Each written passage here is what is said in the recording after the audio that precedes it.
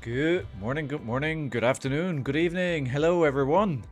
What is better than a bit of flesh and blood, a hot coffee, and just sitting back and relaxing on Christmas Eve? I hope you're all having a fantastic day today. I am back online during my morning hours. A bit unusual considering the last few weeks where I usually streamed in the afternoons. I am going to be off later on today for some family events, some good food, some drinks, and some laughs. So I decided to get in some hours today on my All Hero Challenge before we move on to that. Then tomorrow, as always, I'll be off and I'll be back in full strength on Tuesday. So we've completed 13 heroes of the All Hero Challenge, and it's actually the point where I need to start thinking about what the heck am I going to do after this. I'm sure there's plenty of things that I can do, plenty of challenges, plenty of ways of trying to learn the game. And I will find enough to do. It's just going to be a question of how do I best structure that to make sure you have an enjoyable stream as well.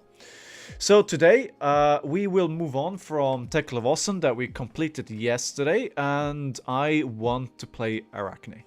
I think Arakni is in a very interesting spot at the moment. I'm keen to try them out and see how it goes. I think there could be some fun gameplay to be had there. Yeah, so that's it. That's what we'll do today. Not sure how many games we'll get in, but we'll have a nice chill stream today, and we'll just start playing and see where it goes. So we'll queue up for the first game here. Let me see. Where do I have my deck? Here it is. So this is a deck I found on Twitch. No, what am I talking about? On Twitter. I keep confusing the two. I don't know why. We're just going to say that we're going to stream because people need to know so they can avoid it if they want. And we're just going to wait until somebody else loads in here.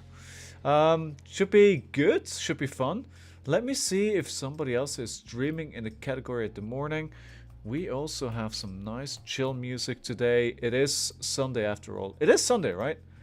I am off for the week, so it always feels a bit like I lose track of the days and what day it is, and very fast.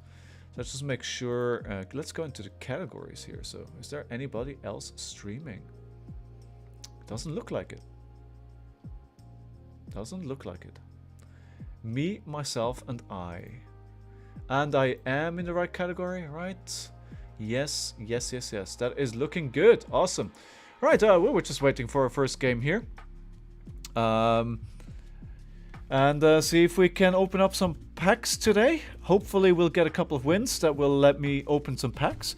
I still have packs from every single set. I have, well, from the ones that I had before, right? So I have Dusk Till Dawn, Everfest, Uprising, and Outsiders that we can open up. If you want to be able to vote on that, the vote will be over on Twitch. So if you're watching on any of the other platforms, that's where the votes will happen. Usually queues are a bit slower at this time of day on Sunday, so we might have to wait a little bit longer to get something in. But we have something. So we are matched into Azalea. Let's switch this over to the screen. Make sure we don't start with a mistake early in the stream. But let's look. Micro Z. Good evening, good morning, good afternoon, Micro Z. No choices for weapons. It is what it is in this sideboard. What do we think? What else should we take in here? It is a fatigue deck. That is the idea.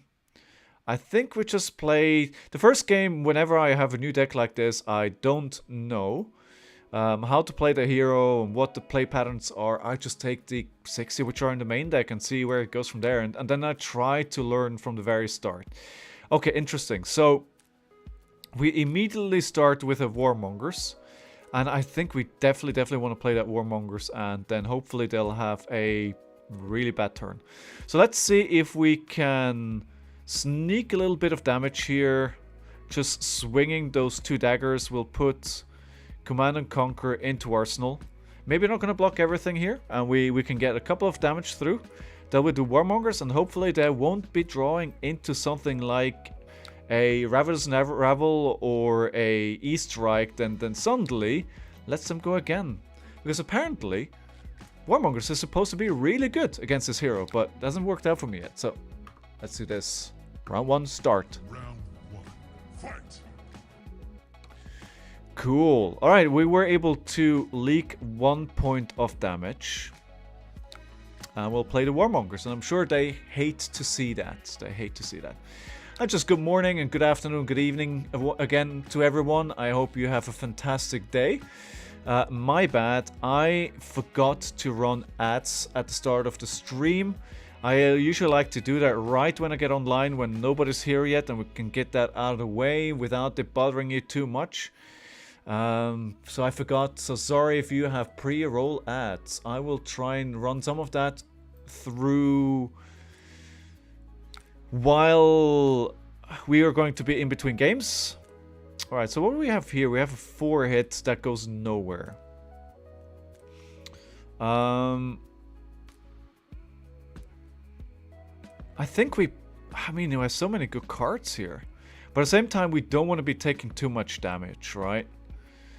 I think what I want to do is play a Leave No Witness with a Shred. But I think probably... they're all good, right? They're all taxing their hand. And this is really what we want to do. We just want to be taxing their hand all day long. I think this hand is honestly too good to give them any of these cards. So let me just take the 4. Their turn is going to end here anyway. So maybe we can be a bit courageous here and just take that damage. So the curious might also see that I have a new sub goal. I absolutely amazingly reached 11 subscribers yesterday, which is it's absolutely mind-blowing to me. So I set a new goal. Like, if we reach that or not, I don't know. But you gotta have a goal to aim for, right? So I switched it up today. And in my setup here, which is quite improvised, I think one of the first things that I do want to replace is the camera. Because the camera that I'm running right now is just my laptop camera. But speaking of camera, let's make this a bit better.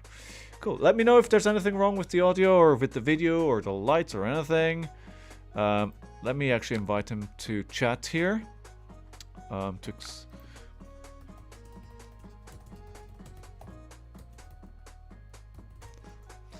Because this is quite difficult what to play here.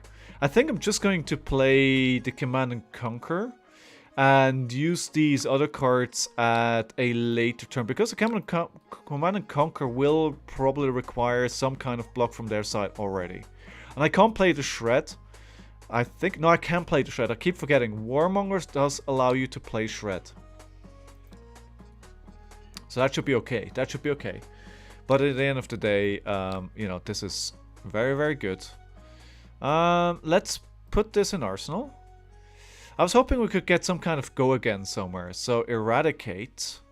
Eradicate is good, I hear. Oh, a Codex of... what was it? Codex of Inertia.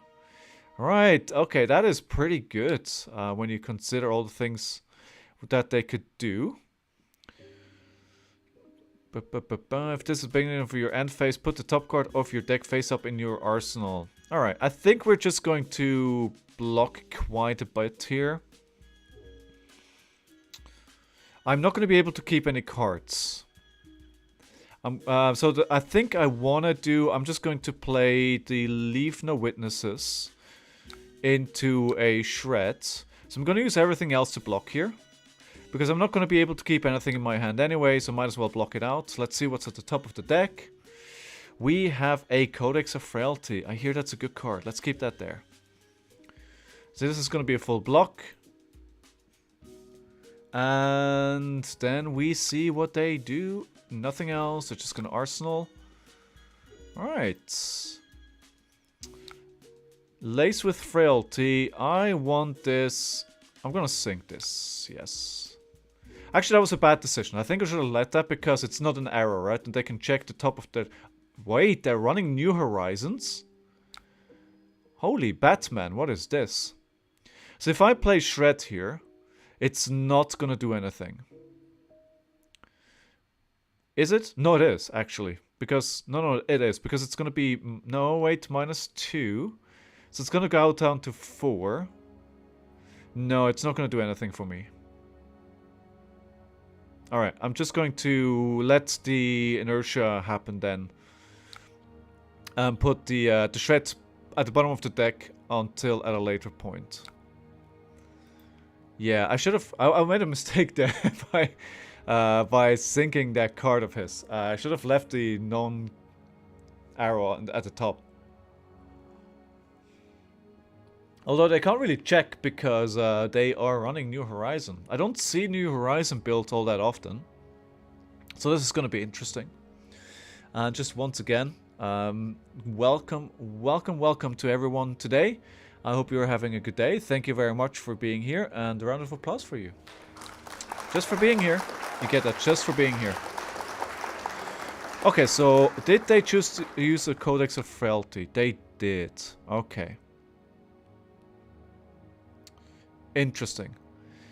I mean, it makes sense. I think it's probably a really good card with...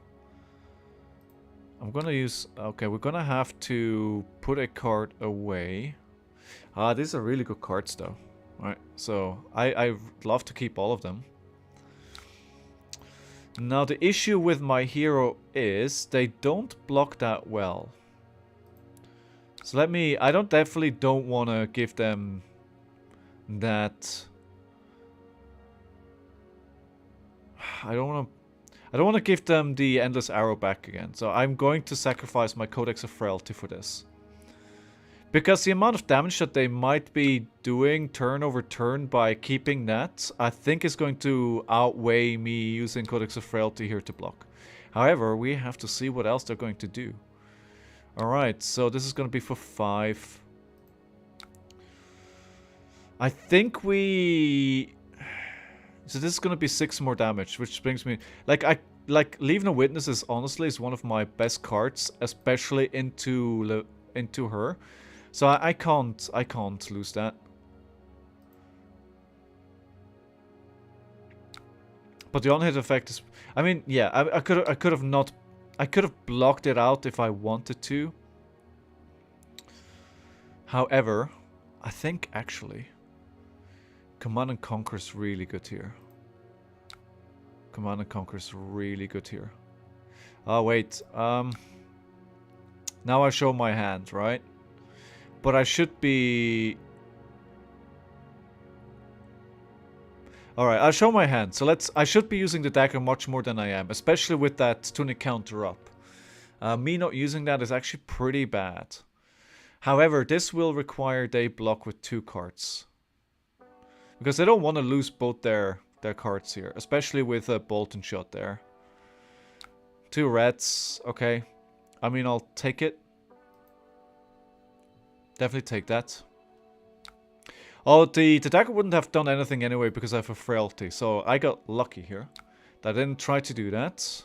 But it was still a major, you know, something I need to consider that I didn't consider. So they're going to check the top of their deck. See if they can Azalea. They can. So this is going to be an arrow for Dominate. Is it? Must be, right? Oh my god, this is going to hurt like a mofo. Okay, no, this is just going to be 13 go again. Just 13 go again, he says. But they have nothing... So it's going to be reload, though. But the death dealer costs 1, so there's nothing after this. So this is going to be basically an inertia. So what do we play here, right? I think we just use both defense reactions to block as much as we can here. And then we're going to play a dagger into a Leave No Witness into a Razor Reflex. That feels good. No, I'm not going to put anything at the bottom of my deck. I'm just going to put the Fate Foreseen here. It's going to block for 8. Ooh, good. Let's keep that, and we're going to be recharging some life on our next turn. Pass. Alright, so we are going to... Which one is better here? Which one is better? Reaction cards. They're not running a lot of reactions. Actually, not running any reactions. So this is gonna come for 2. Everything else is free. No, this is 1. So I can do a maximum of 1 though here. And I need to pitch to blue anyway. Okay, so they're just gonna let this happen. Then we're going to do a leave no witness. Let's see what's the top of the deck. A E-Strike. Yes, I do want to sink that. E-Strike's such a good card. I definitely don't want them to use that. Okay, they're just gonna let this happen. If they're just gonna let it happen, then should I? Then I think in that case, keeping the Raise Reflex for a potentially bigger turn next turn is gonna be better. This makes sense because I don't have anything in Arsenal. It's actually a bit of a misplay from my side here. Yeah, this is definitely a bad time to use that. But it banishes a card from their deck. So let's... Oh, no, I had inertia. Ah, sorry, mate. Of course, then I'm not going to keep it. Then I'm not going to keep it. I am going to... Is it as a discard? Yes, it's a discard. So definitely going to use this here. Just push a little bit more damage here. Right. Okay, so that's it then. Okay, let's see what they follow up with. And once again, welcome everyone to the stream. If you are here for the first time, which might be possible because I don't stream that often at this time. My name is Scowling Flashback. I play Flesh and Blood. I love Flesh and Blood. I've been playing it for 2 years, over 2 years. And it's almost completely taken over all my free time. It just is an absolutely fantastic game. Okay, so... Codex of Inertia. Okay, I think this went here because it's the only... Wait, I didn't click anything. Okay. Something weird happened.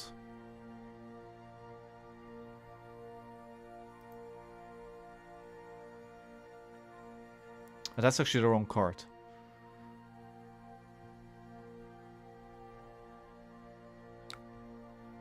I think it... No, okay, I don't get a choice for some reason. Okay. This is gonna be a hell of a lot damage. However, I don't think there are any, like, really bad effects here. So I'm just gonna play that... Oof. Alright, the Blood Rot, that is bad. That is bad. Wait, where did it go? So 13 damage, and if it hits, I'm going to take another one. I think I'm just gonna do what I need to do here, which is just block up a little bit more. Yeah, it's just it's still gonna be 10 damage. Wow, wow, that's a lot of damage. That's a lot of damage. Okay, we're gonna take 10, and then the Blood Rod as well.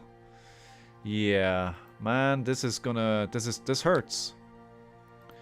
Let's see if we can sink one of their Raid Razors. Yes, let's sink that. Definitely don't want to see that.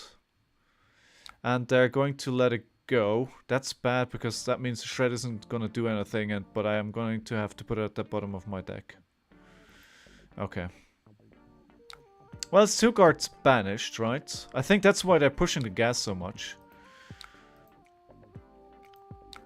Okay, the order... Sometimes the order of these tokens matter, especially if you have a Ponder. But I don't think they matter in my case here. Alright, in this turn, I think we want to try and block up again as much as we can. Maybe Arsenal something if we can, but the goal really is to play Warmongers. And that should let us take some momentum back here. Okay, just quickly let me check something here. Sorry for that. You're not missing anything.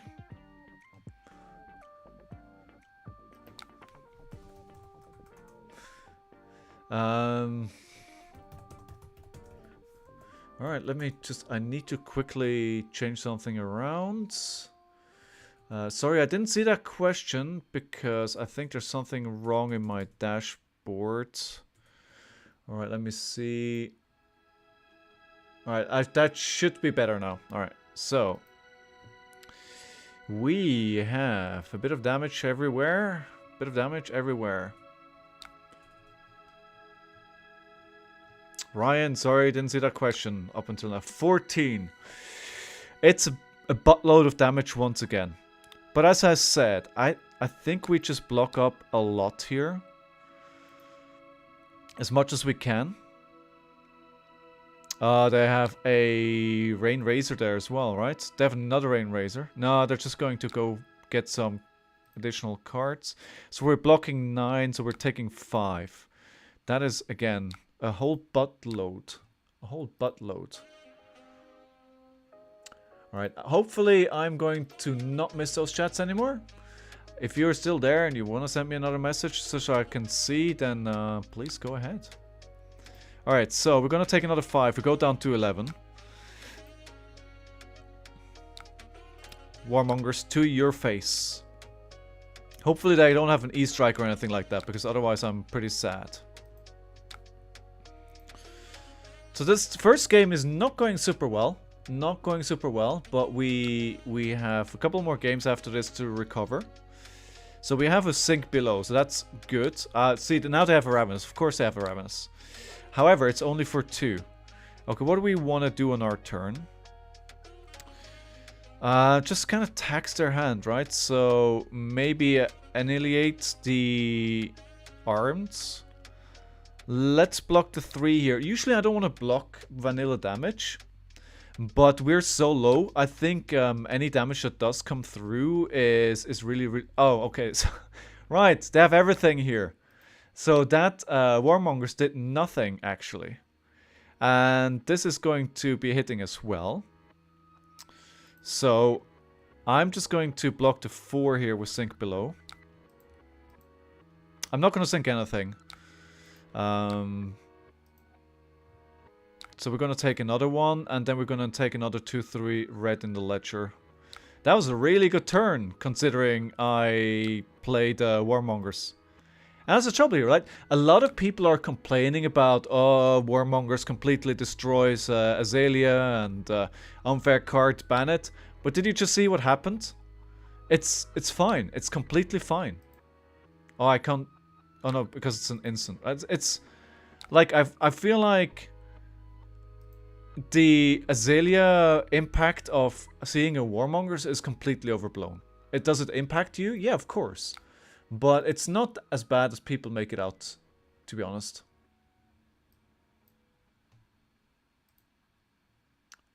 I think it's fine. And they're going to take this, yeah, because they're probably just going to be able to dominate. And we have our 3rd Warmongers. Let's see if we can get this played. So 3... so this is going... I need to block this. It's vanilla damage, but if it hits, they can reload. And that's pretty bad, so we don't want this to happen.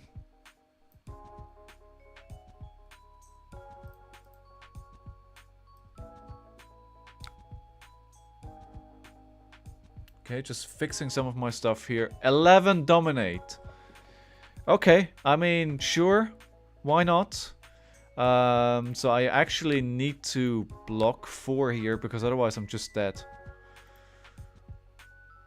Even so, I might be dead. Because they just dominate 1 arrow, and it's basically that, right? Okay, so what do we do here? Maybe a Command and Conquer is my way out of trying to salvage this. Nope. Apparently not. We're just gonna take it. Let me get some more of that coffee. Azalea is such a fun hero to play. Like, I played a small community-led tournament. Well, that's just gonna be it. GG. That was really well played from my opponent. She's such a fun hero. Like, round of applause for our opponent.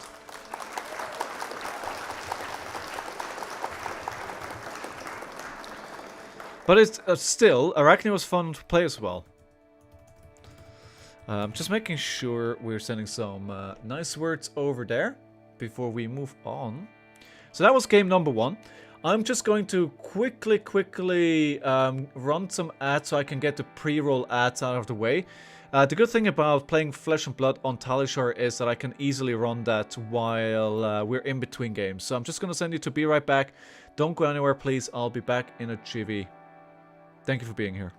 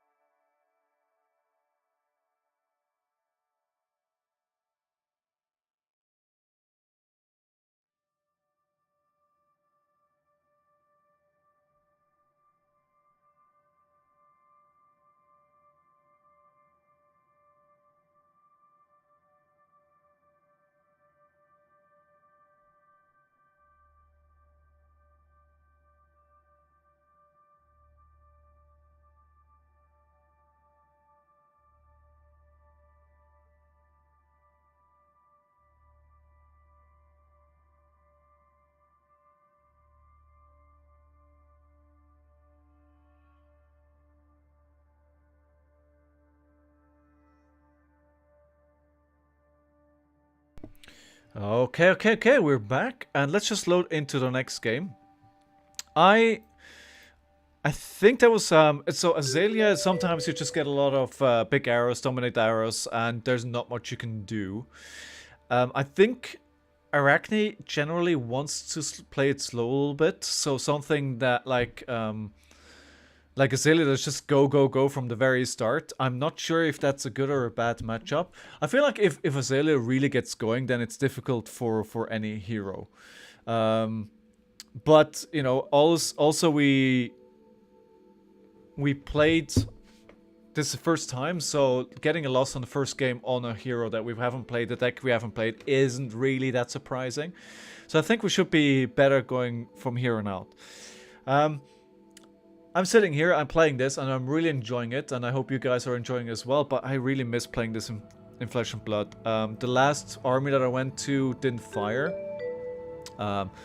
Alright, so we have a Assassin Mirror, and we are going to be playing into Zuri.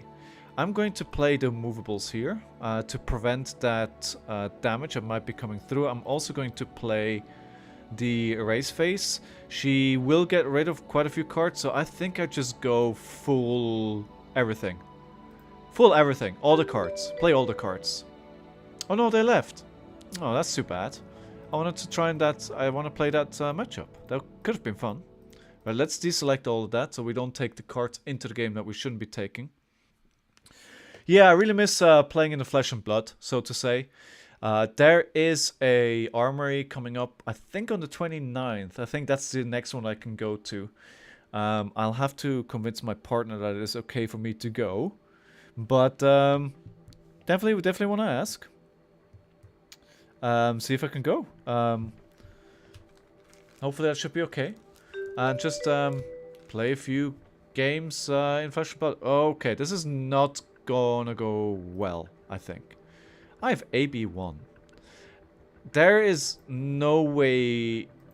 I think with this, there's no way that I can actually do enough damage fast enough. I think my only way out here is if we are able to tax their hand a lot. But I don't care about a lot of this. Let's see how it goes. Kano games are at least quick, right? So sometimes not a lot you can do. Oh, damn, forgot to take... Oh, no, Wait, I did deselect those, no? Alright, let's go. Round one. I thought I deselected these cards. But it seems that is not the case. Alright, so let me just... They're going to block this, right? This doesn't do anything. Yeah. I don't think these daggers do anything into this hero, do they? Are they just gonna take this? They should, probably. It's like 1 damage, right? It's like, what's the worst that can happen? Hey, Hakyu Ryu 4, thank you very much for the follow, my friend. I hope you have an awesome day. I hope you're feeling really, really good today. Thank you so much for following. Alright, so we have Ether Spindle. Do we want to sink this? No, I think a yellow 2 cost, I'll leave that on top. That's fine. Are they not blocking again? I mean, one of the ways that we could potentially win this is by just fatiguing them. Like, if I'm able to banish their power cards. Okay, so now they're gonna do some arcane damage to me, which I can't do anything about. Because, but, you know, yeah, it didn't sideboard. It didn't make my sideboard changes. Because I'm pretty sure I took in the Null Rune Gloves for AB1. Although I don't think, you know, AB1 is not going to make a huge amount of difference here anyway. I think if you want to... I think it's more of a trap. I think the AB1 is something that you play into something like Vincent. You might as well not play AB and maybe give you that opportunity to flick the knives, right?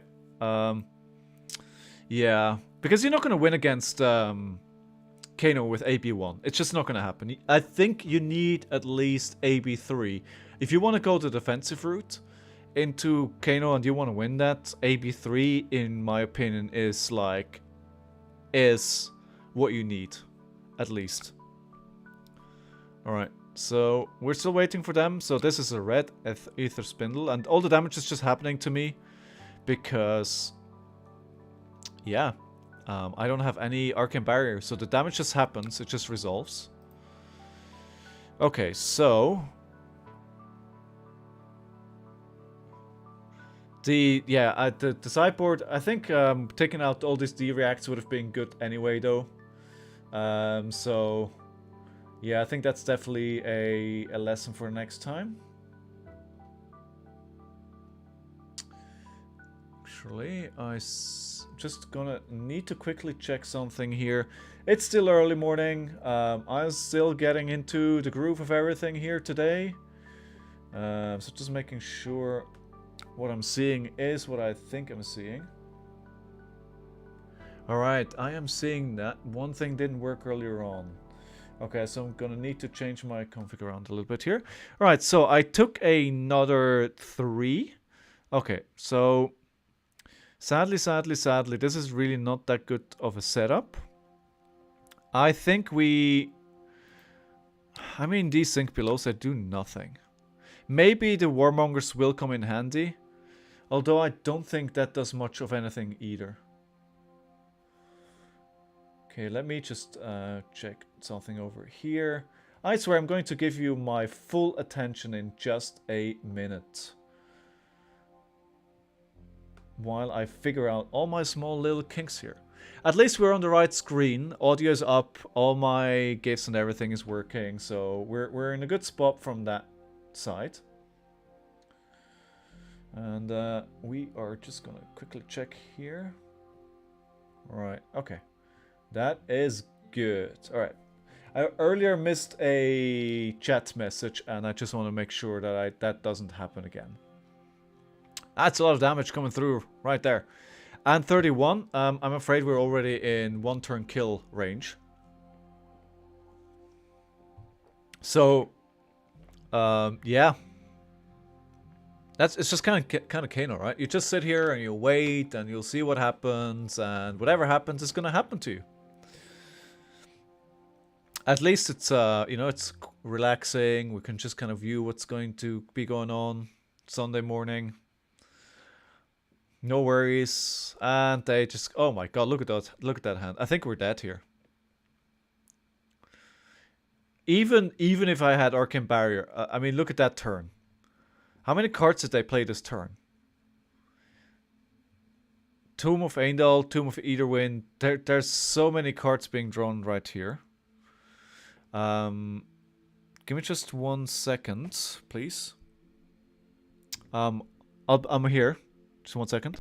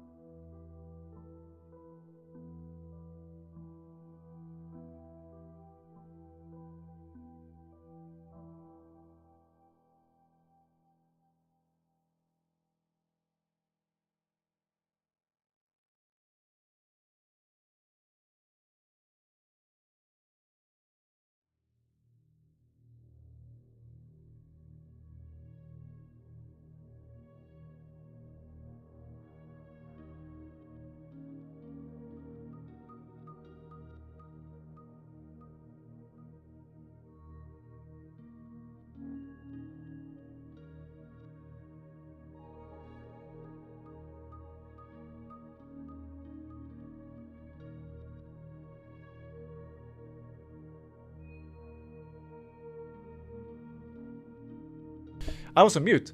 So I was saying, I've just got a call. It's Christmas, so I'm gonna probably get a couple of calls from family here and there. I'm just gonna have to take them.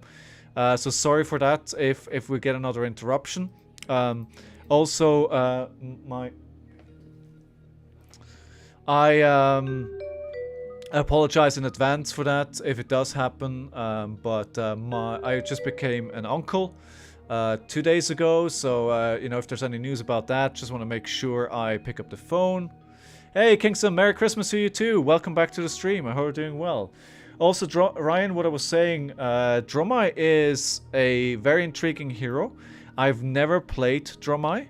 So, as you can see, my challenge here, it's still going to be coming up, and hopefully I'll have a lot of fun playing them.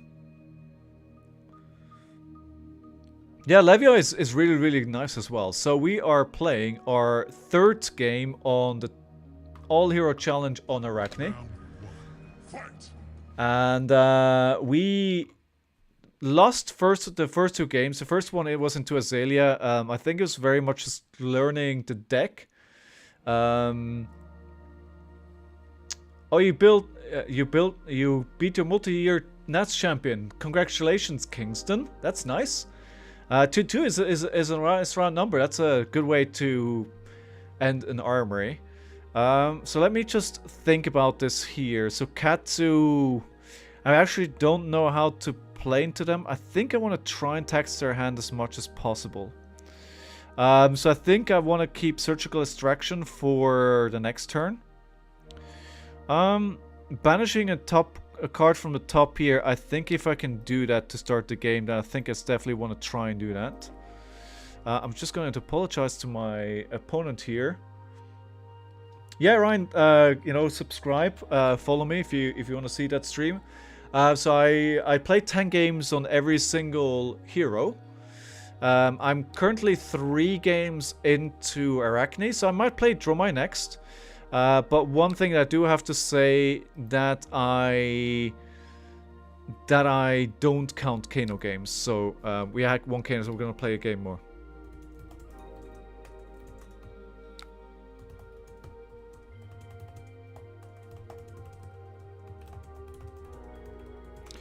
Yeah, I just wanted to apologize to my opponent here that I'm gonna need some time to think sometimes. Alright, let's see if we can potentially tax their deck already some way or another. Oh, I thought I wanted to keep that in Arsenal, didn't I? Alright, so maybe a shred instead. Let's see if we can get this plunder to hit. Soulbeat Strike, yeah, the 4 definitely want to sink that. Yeah, learning Kano is an ordeal, absolutely. I found a video. Let me. Do I? I mean, I want to start banishing as soon as possible, right? So maybe I actually don't care that much about going into the next turn with 0 cards in my hand. If I can banish like a really strong card from their hands, I think that's worth it. Let's get this to hit, hopefully. Ooh, they have a... No! They're prepared. They came prepared. Alright. The dream was alive for a small time. Yeah, so I downloaded a video, or I earmarked a video on YouTube where somebody goes to explain into how to play Kano. And before... Like, I think Kano is going to be one of the few heroes that I'm going to be... watching a video on how to play before anything else. Alright, so Searching Strike for 5 and with 1 card left in hand. I think I want to play an Already Dead and I want to Arsenal the Command and Conquer. So I think I'm going to take this for now. It's probably one of the few turns where they don't have a 5 card hand. So it is an opportune moment to take a bit of damage. Yeah, pitch cycling with Kano is pretty important. I have no idea how to do that. But yeah. So what were you playing, Kingston? What was the deck that you took to the armory? Okay, so 4. All right, so this is gonna be 9 in total. That's probably Azalea. Oh, Azalea is so much fun, man. She's so much fun. I kind of low-key regret selling all my Ranger cards. Yeah, so I think I took probably too much damage here. Let's see if we can make this work for us. Wind Ash, Wind Bolton, lost Dromai, lost Azalea. Yeah, Dromai makes sense, and Azalea... What does Azalea the mirror come down to? Whoever draws codexes first, or...? Oh, 1-1 for 6 turns. The infamous situation where nobody can dominate an arrow. Amazing. Alright. So let's... Whelming Gust Wave. Yeah, I don't know what I wanna... Honestly, what is good for me to sink. They'll have a hard time blocking this. So maybe they're not gonna block this at all. Maybe the Command and Conquer would have been better here. I mean, unless they have another Reinforced Line in their hand right away. It doesn't look like it. Okay. Yeah, okay. That's good, I guess. That's a full block. Yeah, they can prepare it here. They definitely are playing much more defensive than what I'm used to from Katsu. Alright. We have a 1. We're just gonna have to take this. I don't feel very confident about this matchup, to be honest. So all we need to do here is retain some kind of hand to be able to... Yeah, I was thinking that doesn't make a lot of sense. Do you want to play the E-Strike afterwards? I think. Okay. 7. We don't really have a good hand to play a lot of cards here. So I think we block 3, Plunder the Poor. We block 6. We play Command and Conquer. And we put the Plunder the Poor in Arsenal. I haven't been able to banish a single card from them yet. In before they have more defense reactions here, and what I do actually doesn't matter. Mirror's pretty much a coin flip. Yeah, whoever plays red in the ledger more, whoever dominates lol. Yeah, absolutely. I feel like a lot of matchups are really wonky. A lot of mirrors are really wonky. Alright, so we have 6. I hope they're going to block like crazy here. Oh, Mugenshi release. That is definitely a different kind of Katsu that I'm used to. I wish I could actually draw some reactions here. The only shred that I saw was at the very start of the game. So, what do we do here? Both daggers into leave no witnesses. Or do we just do plunder the poor? Yeah, I think the leave no witnesses probably needs a bit more support. So let's just do dagger into the 4. Oh, the cut the chase is good, right? Yeah. Okay. No, actually, fine. Let's play the leave no witnesses. I'm a bit worried though that they have. Let's see what we can do here. 100 wins. Yes. I mean, all these ninja cards feel good. So what do they have? Sink this?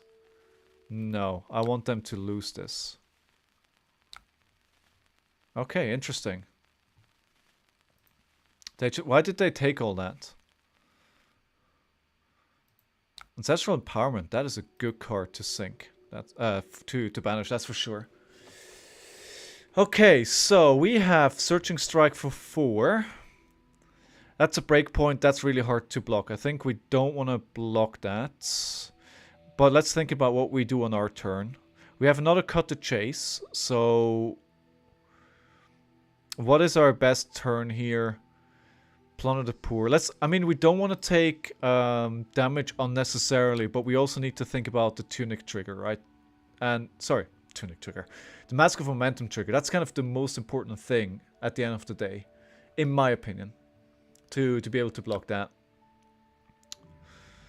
Okay, it's 5 again. Okay, interesting. Right, let's see what else they do. So maybe this is just a turn for 9. And they... Oh, no. Here they are. Here... Ah, right. Dishonor. Got it. So definitely need to block this. I hope there is no Bonds of there's not another... Can you imagine Ancestral Empowerment here? They could play Breaking Scales, but it doesn't have combo. It does have combo. Yeah, okay. Yeah, this is a problem. But we're just gonna have to block this fully here. We can still play Plunder the Poor with Cut the Chase, which is nice. Because it's a 7 for 0. Fluster Fist. No, that's fine. That's just a blue. Is it a 0 cost though? Does that activate Kodachis? Maybe it would have been good to get rid of it. So that's just gonna take this. If they're just going to take this, then I don't think we want to use Cut the Chase here. Okay. I think now we do. We do use it. So let's push some damage. And let's make sure we banish another card. So this is a 0 cost for 2. It does activate Kodachis, right? So... But it's only... it's difficult. Let's leave... it's definitely not one of their power cards. I think we keep this here. Mom is always going to be 3 value or higher. Yeah, so it always demands cards. Absolutely. Absolutely, I agree. Ah, they have so many 5 attacks. Okay, so we have an interesting hand here. So I think we're going to sink here. And I think maybe E-Strike is not an ideal card here. I do want to try and make sure we can keep the cards to play Command and Conquer. Okay, so this is an interesting setup, but not exactly what I was hoping for. This is a 2 block as well. So that leaked 1 damage. Oh, interesting. They're not going to play anything else. I think a Fate Foreseen into Arsenal here is pretty good.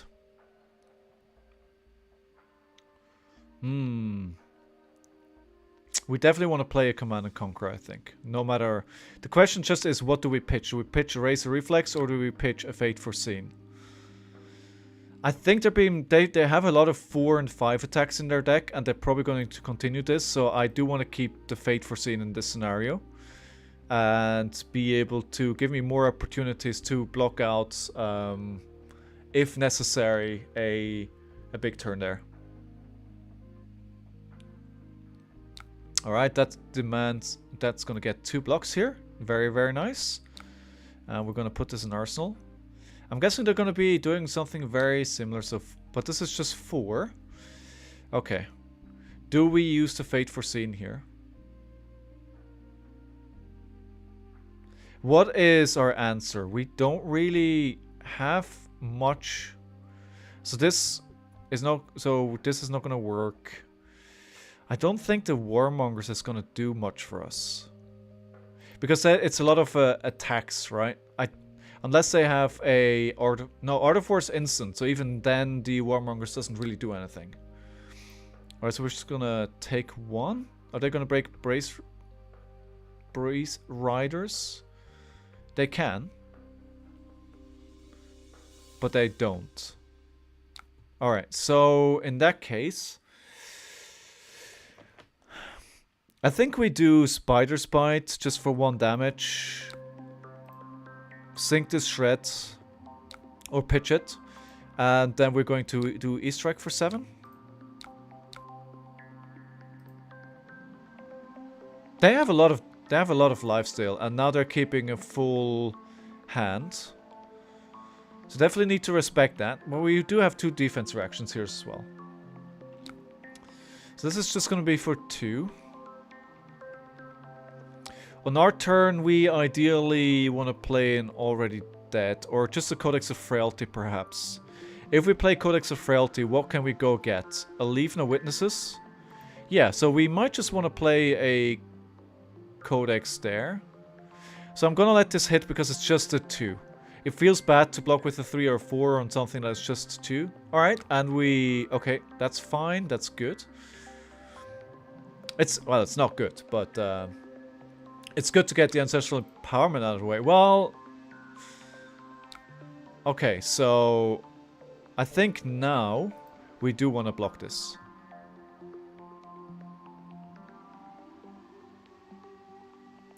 They drew 2 cards.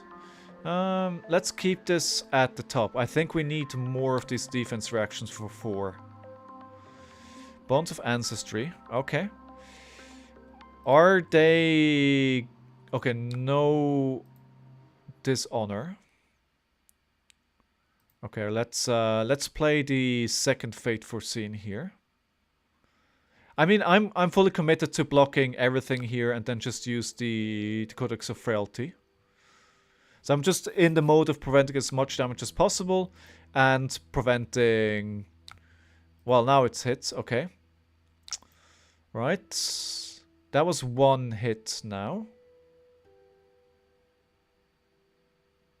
Yeah, they're running a lot of 4 attacks here, which is very interesting. I feel like this deck here is a bit different than what I'm used to seeing from this hero. All right, let's. I need to overblock here because otherwise they. I don't know what else they're going to. They could still trigger Mask here. This is a very big turn from them. It's a very nice turn. Alright, let's get the Leave No Witnesses, and we're going to play that. Flusterfist. No. Again, it's the attack power is quite low on that. Flick. Such a good card into this.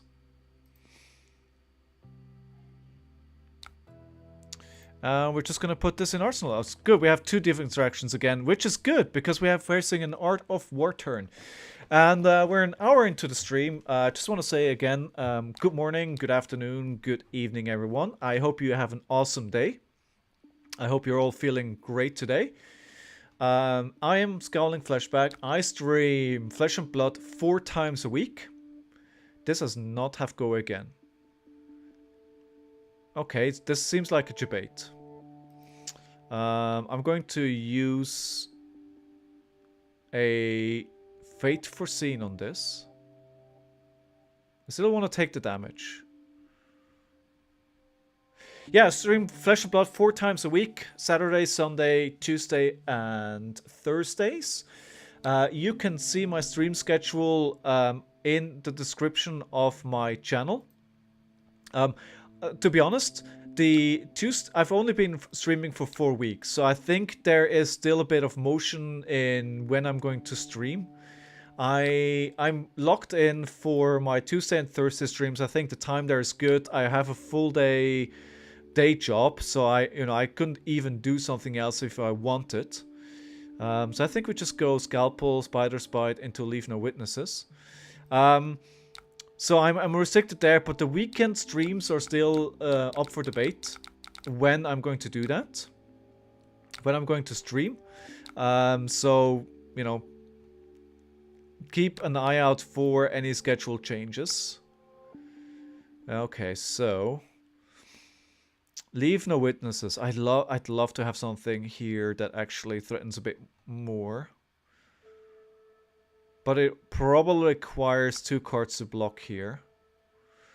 Yeah, it's not a 4. Yes, I'm gonna sink this.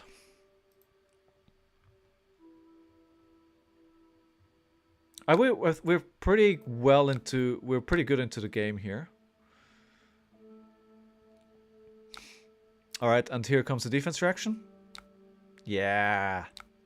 That's the second one there, but they're down to a 3-card hand, and a ninja on 3 cards is definitely much less scary. Kodachi for 1. I should have done something to get those Black Tech Whispers back online again. So we're gonna take the 1 here. We're at 12 now. Another 1.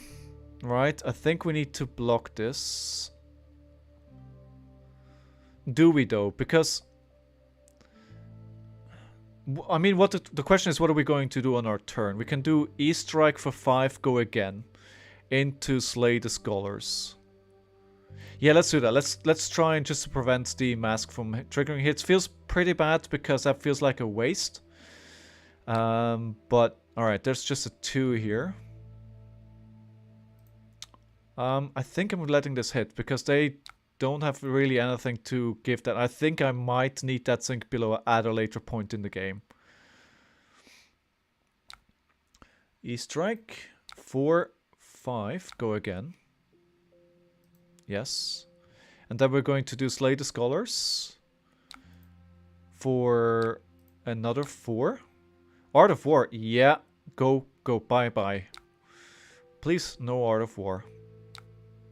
Okay. And again, they're down to a 3-card hand. I need to make sure that I'm not taking too much damage through these Kodachis, right?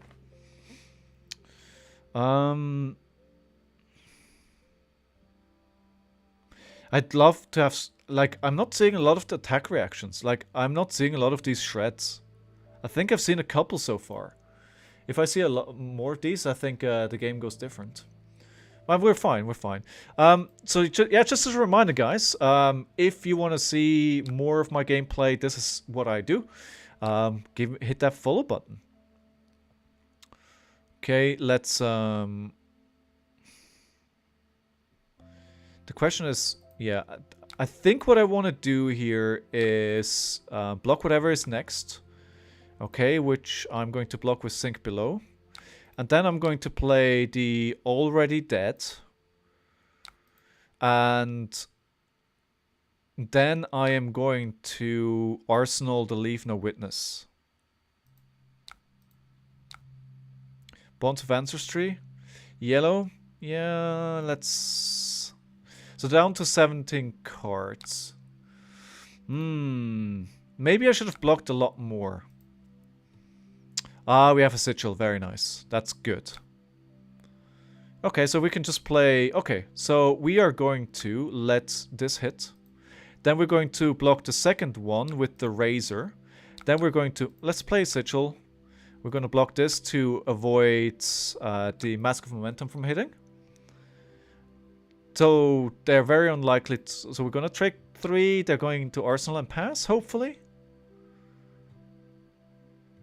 Yeah. Alright, so we're going to play a Leave No Witnesses. Reinforce the line. Yes, I want to sync that. So that's the third one. So we know where that is. I think they played 2. Okay, I'm going to shred. Do we need the other shred? I don't think we do. Okay, we're going to pass. We're going to put this here. In reaction to that Kodachi, I am just going to... Alright, we can't really play anything on our turn. We don't have an attack, right? We can't play the Codex. We kind of completely clogged up our... Oh, this is quite a bad turn for us here. There's not... We don't have an attack. Oh no, we can use the sink below, right? So of course we're gonna use the sink below. Codex is not what I want to see at the moment. I don't think that's good having that in hand. So let's just block that there. For 4. Okay, I think I'm gonna need to take this. Oh crap, I forgot that that can go again. Oh, another 4.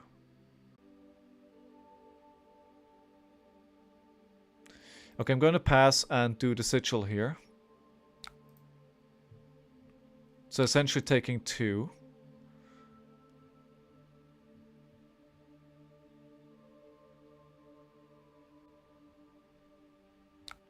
Like, that shred is really clogging up my arsenal spot here.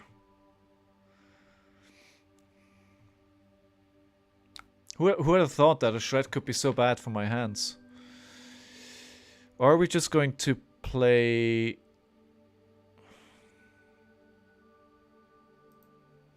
Okay, just gonna block 3. Okay.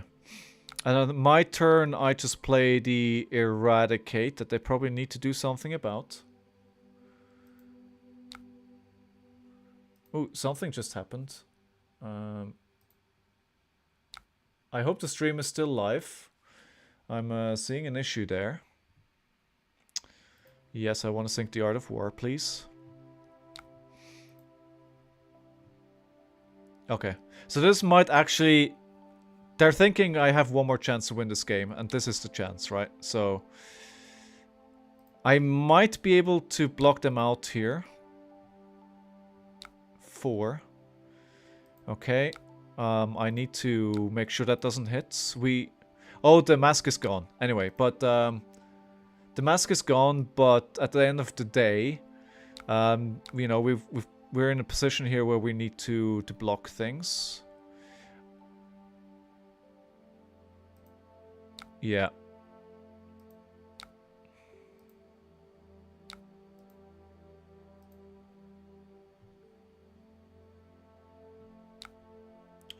Yeah, okay. I think they almost certainly have us here, so we can block. That will take me down to 1. And they're still on 5 life. That shred in Arsenal, man. I didn't think that was going to be such a huge problem. If I only use 1 card to block, I go down to 1. The best thing I can do is swing. I think I'm just gonna not take any damage here.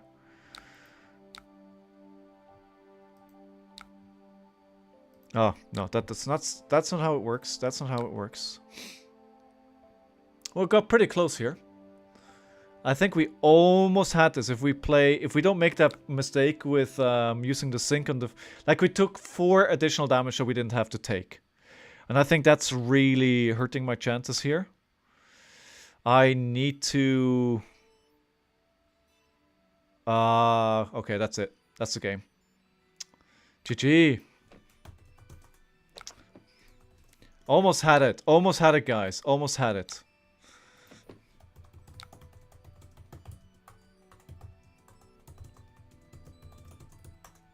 Almost had it. I think this definitely, I punted this game. And I know where I made the mistake, right? I know. So it's all good. I think as long as I take that learning away, it's all good. Also, it's Sunday morning, right? So bear with me while I still get my bearings. So I'm just gonna... what I have to say though, it feels good not being on Reiner and actually playing into a hero that actually has a game into Ninja. Like, I feel this was winnable. Like, I'm very much in the mindset, I'm very afraid of ninjas because of my long experience on Reiner, where the matchup is basically unwinnable in most scenarios. Now, I did win against the Katsu in Nationals, and that's actually a very interesting story. And I'm gonna tell you that story after a quick break. So I'm just gonna hit that be right back button, and don't go anywhere.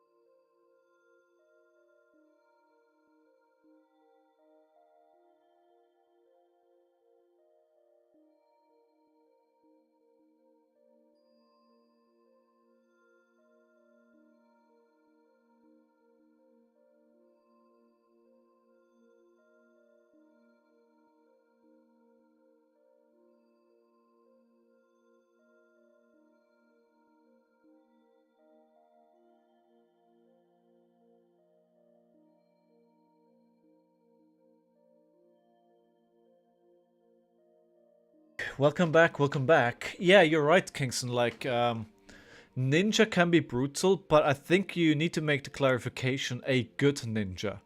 Like, it's very easy to think that ninjas are overpowered if you're sitting opposite to someone that plays it really well, but you have to sequence the hero correctly. It's not that easy to play them. Because I've tried, and you know, I wasn't able to play the ninjas to this level.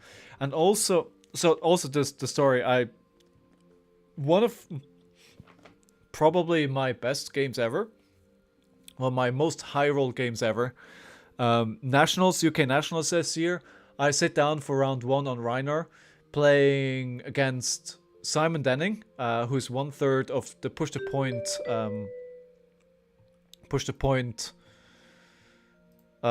podcast. Yeah, I want to bring this in. No, it's a 2 block. I sit down and I go Katsu. I was like, oh, all right. I see how this day is gonna go. But then I go to rolling dice twice to start the game, and I roll multiple action points both times. This is a very bad hand here to start the game. And after rolling for multiple action points in a row, I then proceed to draw 3 Blood Rush Bellows in a row. And I end that game on about 18 life. And that was probably Round 1. my least close ninja game ever. And probably one of the most dominant games I've ever played. Anyway. Okay, they're just gonna take a little chip damage here. That's good, because we don't really have anything else. Command and Conquer doesn't really do much. Definitely need a defense reaction here. Okay, cool. I thought of bringing the unmovables because I think I need a lot of D-reacts into her. Yeah. Right, so Dawnblade for 6. And probably some more after that. I could Just block for 3 and then 7 and... they have 1 resource floating. They can block pretty well as well, right? So... Definitely don't want to... I mean, I have the unmovable that I can use if that is required. So let's just block 7 here and see if I need to block more. I don't want the second Code of Frailty right away, do I? No. I have one already. Or maybe I'm... Okay, so they're not gonna do anything else here? Okay. I wish I could use the Codex though, but no cigar. That makes no sense. I could. Codex. But it's not a good moment to do that, I think. So maybe I just use Spider Spite. But then I'm gonna have a hand, and I'm not gonna have a 5-card hand. Let me just play the Leave No Witness. See if that does anything for us.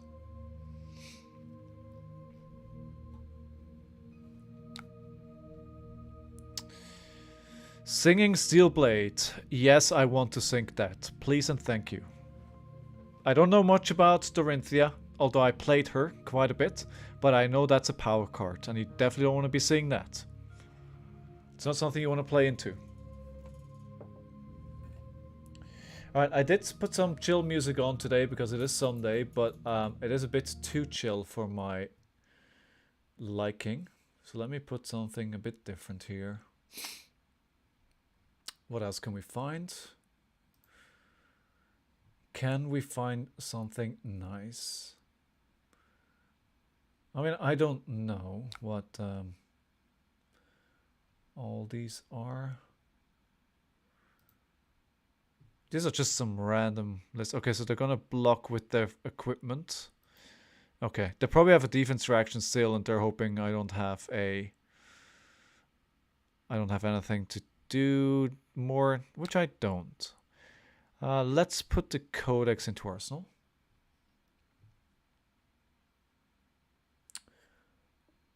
What is this? Dopamine. Dopamine sounds good. Who doesn't want a bit of dopamine? Alright. So that's just gonna be for 3. We can just block... I mean, they have... Yeah, I mean, this is not gonna stay. So let's let the 3 hit. See whatever else they do and then block the second attack. There's gonna be a second attack. No? Maybe not sure I should play that right now. Maybe I should wait. I mean, if it's just a naked 3, I'll be happy all day long. No, they break refraction bolters. Okay. Yeah. So now comes the big attack. Alright. So we definitely need to block this. So we'll block 3. And then we'll play the unmovable. Because there's 4 cards left there, right? There is a good chance, even with the 10 that I'm blocking here. Yes, this is going to be for 7. Yeah, this is gonna go higher. No, it's gonna be 10 against 10. Oh, this is a 3 cost. Oh, I made a terrible mistake. I thought it was a 1 cost for some reason. Well, that didn't go as planned.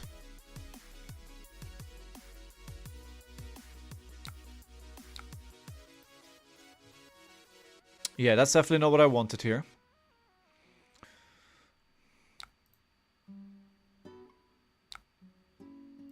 They have all the answers right about now.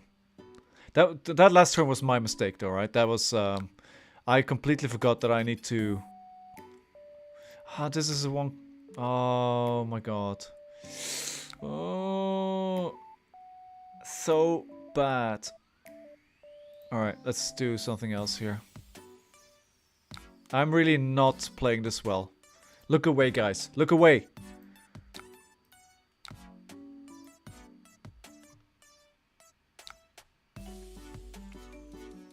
No, I don't want the yellow. No, I don't really care much about that yellow. So they're probably just gonna take this because they don't have an arsenal. But the frailty is good. Okay. At least we have a 5-card hand. But we need to block this out. We need to get that downblade counter away. Like, you can't let them accumulate. They're gonna put more counters on it. So I might just have to just throw everything at this. Yeah, I have to. Alright, we are going to... What can we do? I need to block 9 here.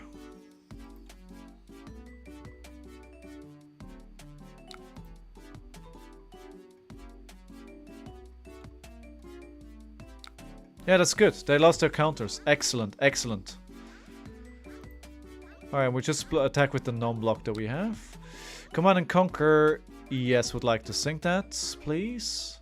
We'll see it again, right? So, but we know there's a Command and Conquer down there. There is a Glistening down there. So we have a good idea. So they might have some very strong late game if we're not... Oh, sorry about that. If we're not careful. Don't panic, don't panic.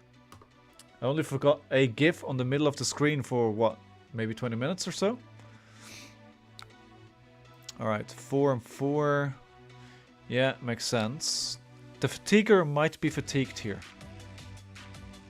We'll see. The Surgical Extraction is good, but it costs 2, so I'm not sure it was a good idea to put that in Arsenal. This is going to be for 5, go again. They have 1 floating. Do we block 6 here and keep a Fate Foreseen as backup? Yeah. So we can block 10 if it needs be. We just want to not allow them to get these Dawnblade counters. That's really bad. Alright, so this pushes it to 6 and they draw a card. Alright, so if they push it higher, we still have to Fate Foreseen. So we still have the get out of jail for free card here. Well, not exactly free, but yeah, it's fine. It's fine, it's fine. Okay, and I think we definitely need to do this. I don't want to be taking any damage here.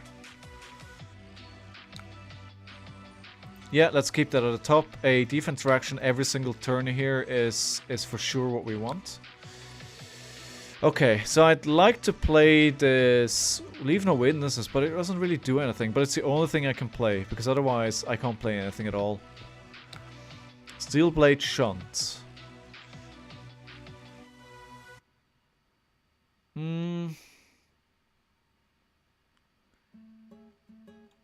No, I'll leave it here.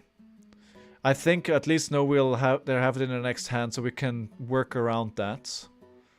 And not attack with any of my daggers. But I don't think it's a card that I want to see late game, right? Okay.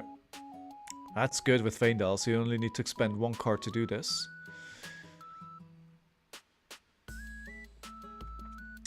Yeah, guys, if you like the stream, it'd be awesome if you would hit that follow button. We've reached 105 followers, which is absolutely freaking fantastic. But you know how it is, you get greedy, right? It's like, alright, let's push that number a little bit higher. So 3. So what do we play on our turn? Surgical Extraction with Cut the Chase. So let's block this for 3, and they're probably going to do something nasty. Also, yeah, so let's not forget they're going to draw. They drew into Steelblade Shunt, right?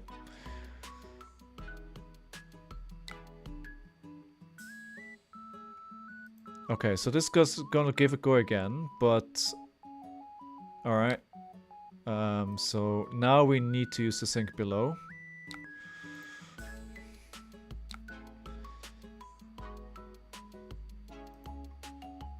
So I know one of these is a Steelblade Shunt, so whatever happens next, they can't really do much more of this. Oh, Command and Conquer. Well, this destroys my turn thoroughly. I can't block it, but I can do nothing on my turn. And we know this is a red steel blade. I think we just block this then. Because I'm not going to be able to do anything on my turn anyway if I lose my arsenal, so might as well use the cards to block and not take any damage.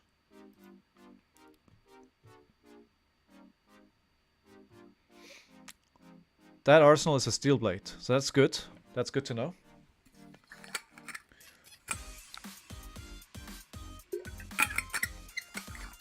Always important to stay hydrated. Keep that in mind if you're playing a big tournament and you have a lot of games. You gotta stay hydrated. 3. I am not going to block this. And see what they do next. Probably attack a second time, and that's where I block. So I need to keep 1 card to pitch, and I can do the surgical. So that's going to be for 4. Command and Conquer again. Is that the 3rd Command and Conquer? We sent 1 to the bottom, didn't we? So this is 3, this is 7. How much does a red steel blade shunt block for?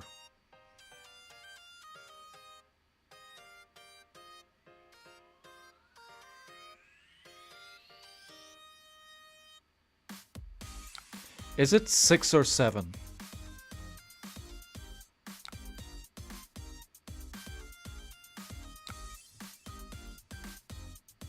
I'm not quite sure at the moment.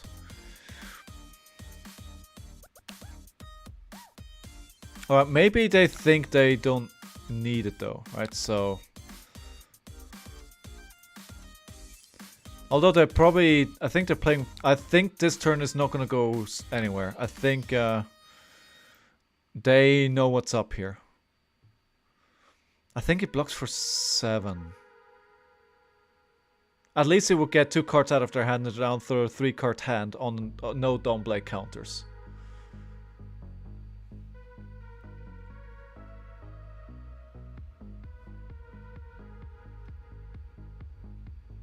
Vibin'. Vibin'.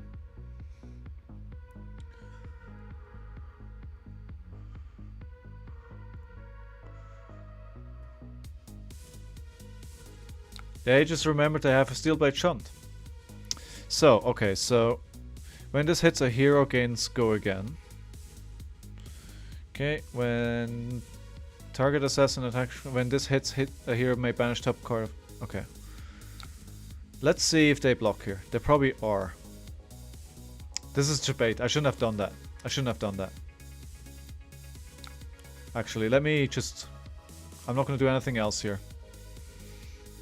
You blink first.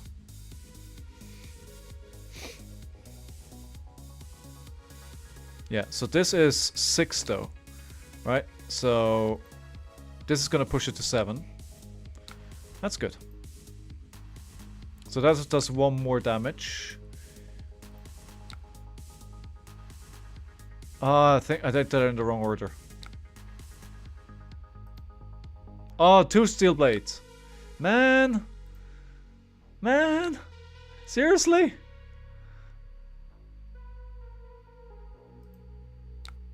Well, I guess that'll do it. I was counting on 1. Not 2.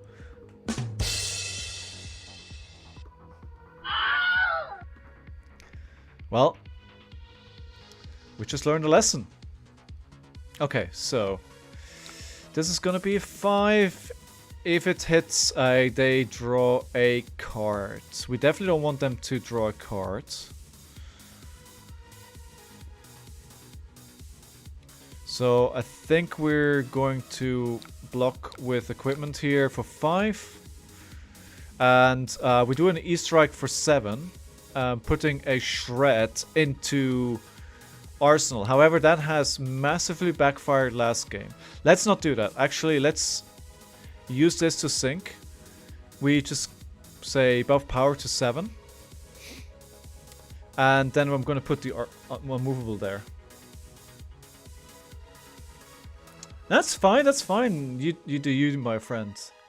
How are you enjoying World of War Classic? I played World of Warcraft when it first came out, and for like 2 years, I spent every moment awake playing World of Warcraft.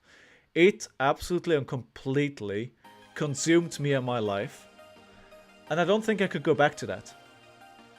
Like, I cherish that time. I remember it very, very fondly, but I can't do it again. I think I'll leave that part of my life in the past. Ooh. I think I might light the 5 hit here and then prevent the second attack, whatever that is. What class do you play?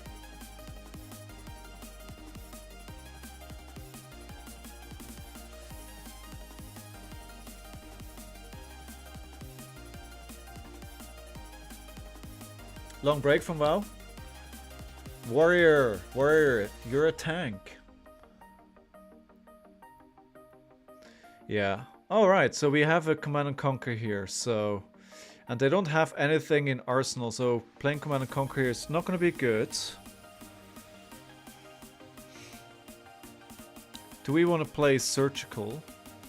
No, I think we do not.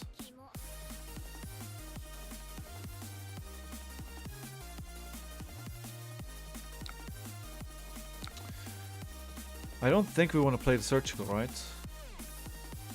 No, they're just gonna be able to. They're just gonna block that.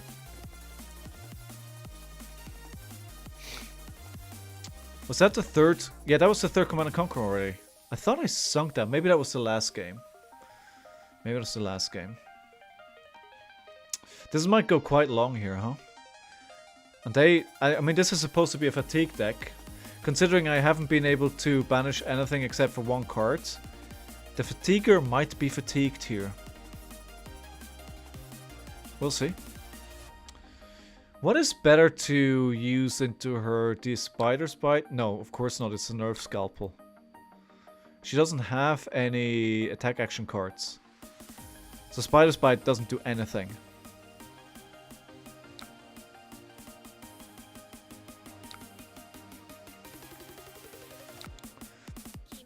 Twinning Blades?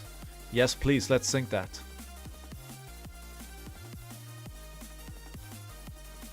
What a nice upbeat little song for today. Yeah, I was thinking, but, you know, the decklist doesn't really run it. So, I was like, fine. I'm surprised to see that, like, there's no sideboarding for the daggers, it's only these 2. It was a bit surprising. Oh, most don't? Okay, I got it. Yeah, I guess there's a pretty high opportunity cost to running an extra dagger in your sideboard. Another card banished. Good. Oh, what's this? Emboldened Blades. Do not face down card in your arsenal face up. If it's a defense reaction, destroy it. Oh, my D-React is gonna be busted here. They knew. They knew. Maybe they're stream sniping. Maybe I'm being watched here. I mean, even if that is the case, right? That is the danger of when you're communicating your stream as openly as I am. Again, I think I need to take this first 4 and see what else they do. At the moment, there's nothing happening. Alright, Puncture. Yeah. Oh, +3. Oof. But that means their turn is probably over. Let's play that Sigil. We play on our turn.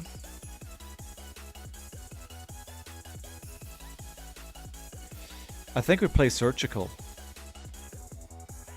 I'm tempted to play the Eradicate, but I think I want to do Surgical. Yeah, that's my thought as well, right? So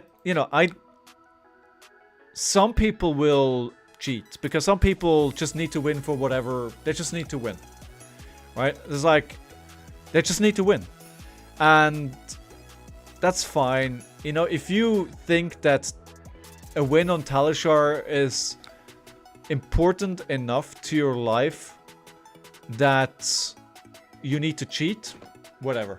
You know, whatever. Like, you need to consider that Talishar is a practice platform.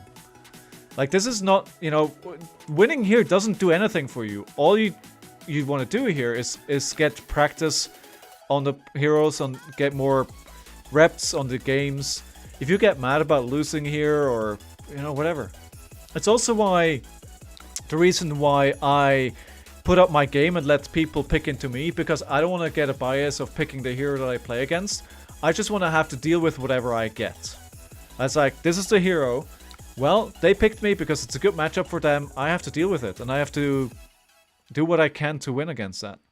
That's kind of my setup going into this.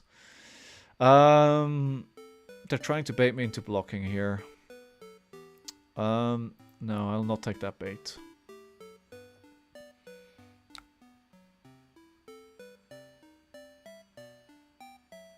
Yeah, exactly. Right? It's like win rate on Talishar doesn't say anything at all. Ooh, interesting. They let that just hit just for the 3. Oh no, here comes the second one. So 4.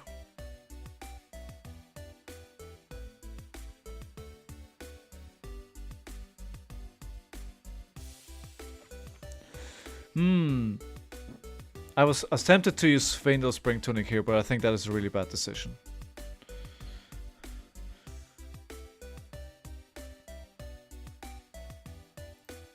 Yeah, I'm just going to block 6 here.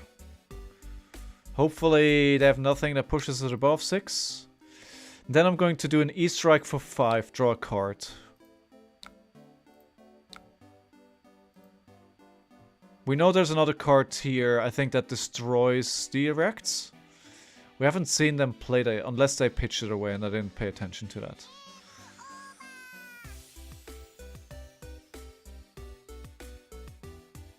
Oh, the session timer resets. There must have been an interruption. Yeah, there must have been a problem with Twitch then. Why Twitch? Why? Why? Rage! Okay, so just 5. They're gonna take that. Down 16 to 17, and we're gonna arsenal this card. Good.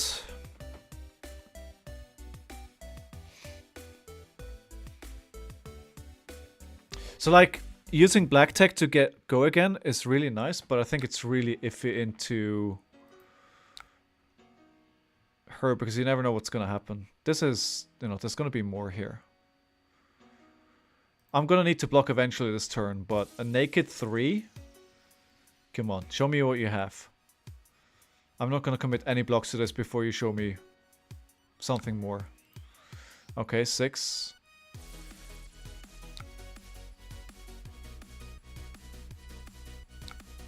Alright, let me play my Sigil then. I'd love to go again here. How do I best achieve that? I mean, let's use... I want to play the Frailty, but it really feels bad from hand. Alright, let's see if we can just get some chip damage in here, right?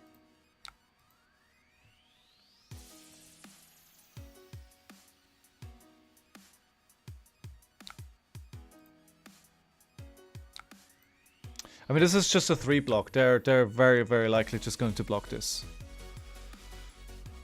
Iron Song response. Yes, please, we'll sync that. Hello, hello, hello. Good morning, good afternoon, good evening to everyone. I hope you're all doing fantastically well today. So is this going to be hitting?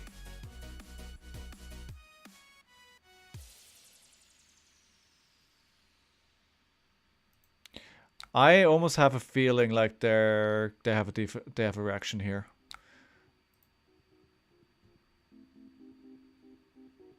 Ah, they do. They do. Man, that was No, they don't. All right. We'll play a Codex of Frailty then. We'll play a Leave No Witnesses. Because apparently they're really keen on keeping their hand. Glint to Quicksilver. Yes, let's sink that. And we might play the Mask here, to be honest. To banish 3 cards in total. They still have a lot of cards. They definitely came in here saying, I'm not going to be fatigued today.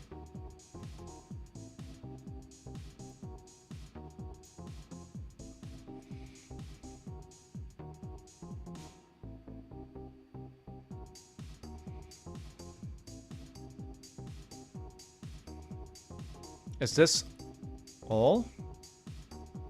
The good thing is the mask is a reaction, right? So I can just wait it out and see if they're going to react. I do want to take away their arsenal. Please. This nerf scalpel might have been very, very good to use here. They might have a lot of reactions and they might have to invest a lot of cards here to block this out. Let's see what they're doing. Let's think about this. Alright. That's block for 1.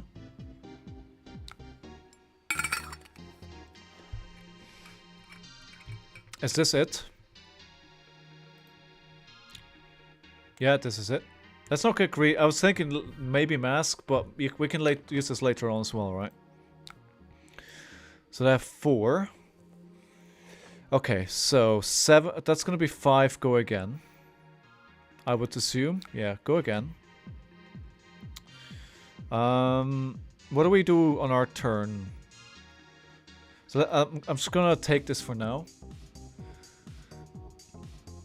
It doesn't help them with their core game plan.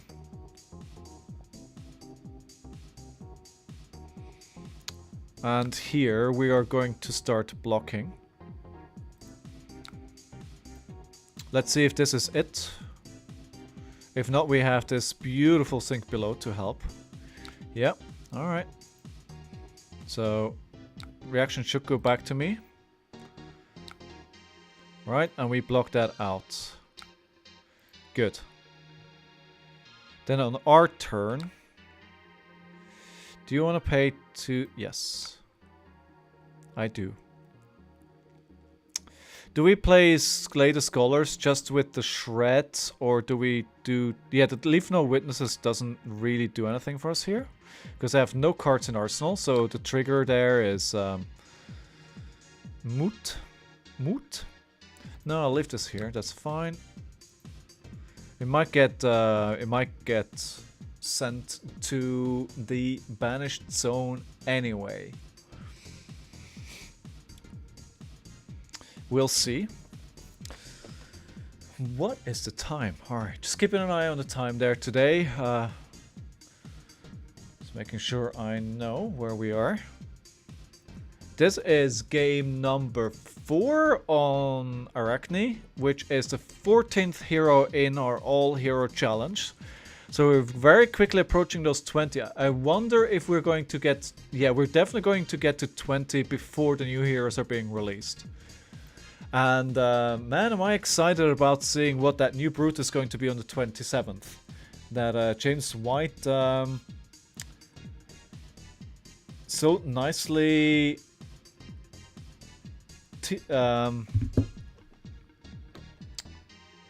I'm a loss for words. Teased. No? Are they still there?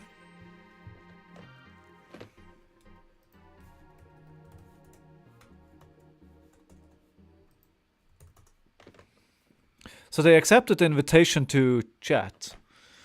So they haven't left. I'm not gonna claim victory here. Alright, there we go.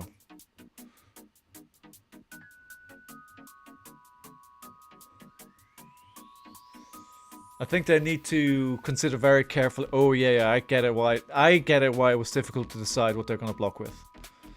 I get it. But my friend. Ooh. Alright, that's a huge invest. Alright, I'll take it. You know, I'll take that. Just get them down to 2 cards. Fine. I could have probably done dagger into that, but it's fine. I have a few shreds. Okay, so this is gonna be 3 with 2 floating.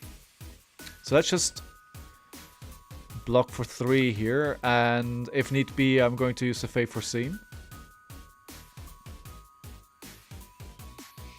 We'll see if that is necessary.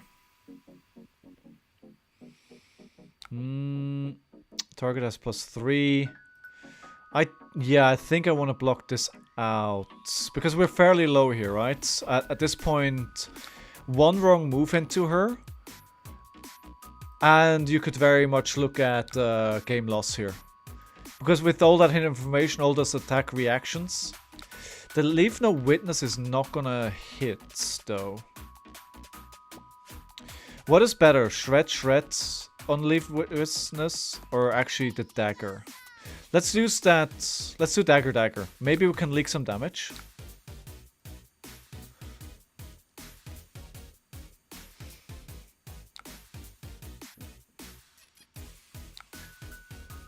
Let's leak some damage here. Getting her down a little bit further. I wish we were here in kill range. Let's see what they do with this. E-Strike. Yes, please sink the E-Strike. They have so many cards still, man. I thought it was supposed to be the fatigue deck here. They gotta respect this. Right, and we're probably gonna get 2 blocks at least out of this. And, alright, no. Why can't I use Shred?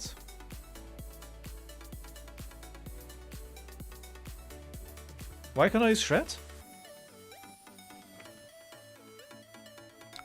Oh, there we go.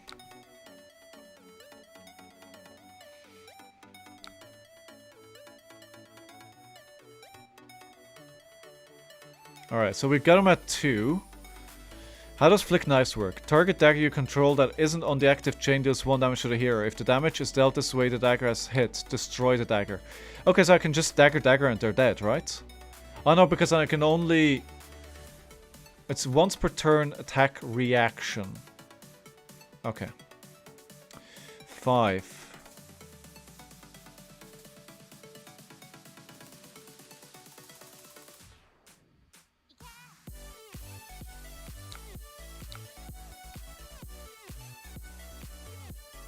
Maybe we need to set up... This is pretty close still. I think they still have a chance to win this.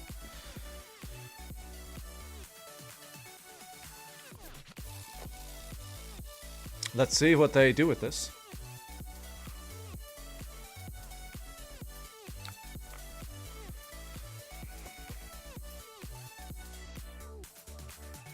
Nothing. Okay. Yeah, I think I'm just gonna play the 5 attack. Because I don't really... I thought I was gonna have to block way more this turn. But I think, yeah, they're setting up a 5-card hand, right? So yeah, how are you guys doing? How is everyone today? I hope you're all good. Warriors, Valor, yes. Definitely don't want them to use that. So this will require 2 cards to block.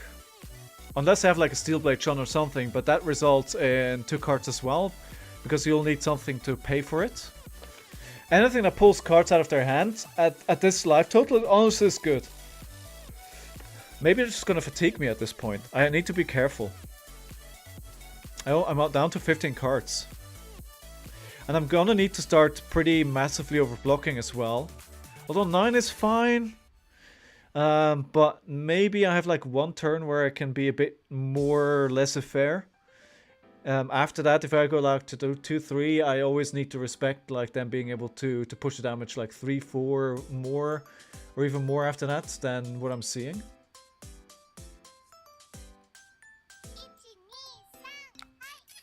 Alright, they're just gonna full block here. That makes sense. Alright, I have an unmovable. That's good.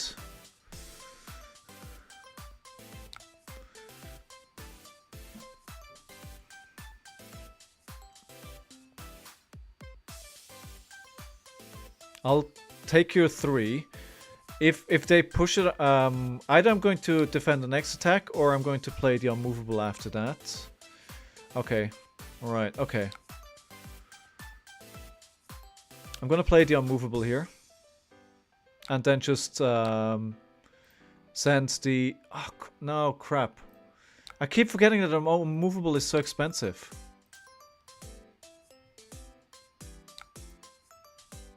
Oh, that was bad actually. That was bad. Now I'm lacking resources.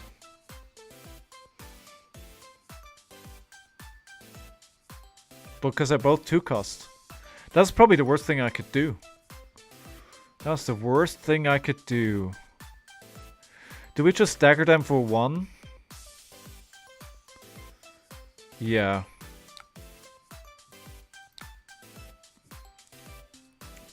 Yeah, that was bad. I think now they're in a very, very good position. Ah, damn it. Ah, they draw another card. Ah.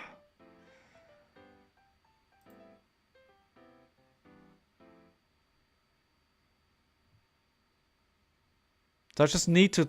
I need to survive the next turn. I should have done this earlier, right? I should have done this earlier. Why didn't I do this last turn? So I can do this one more time and I win the game. So I just need to not lose this turn. Ooh, that's easier said than done with a Steel Blade Supremacy though. Alright, so that's for 5.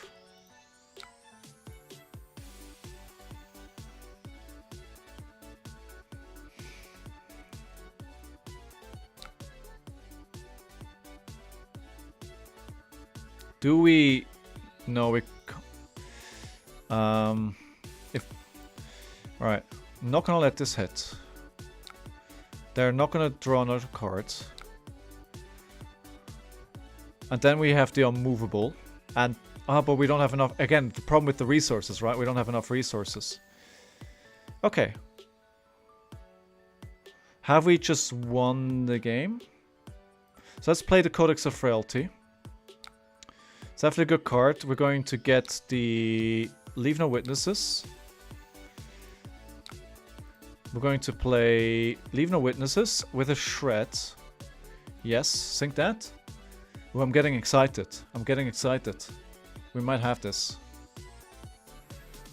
I think we do, right? We can just flick the second knife.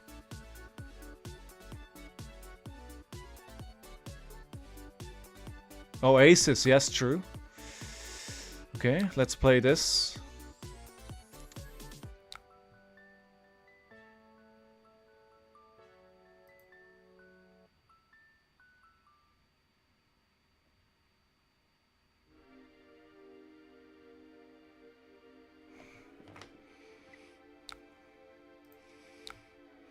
I should have done this before Sink Below resolves, right? If they have an Oasis. Yay! We got it! Round of applause for our opponent here, though.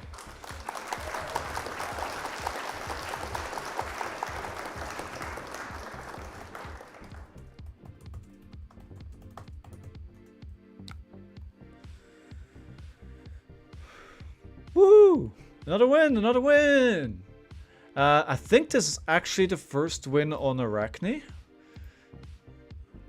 Alright, let's see, let's see. Thank you, Kingston, thank you. And if you want to have those fancy GGs as well, like Kingston does, then please subscribe to the channel.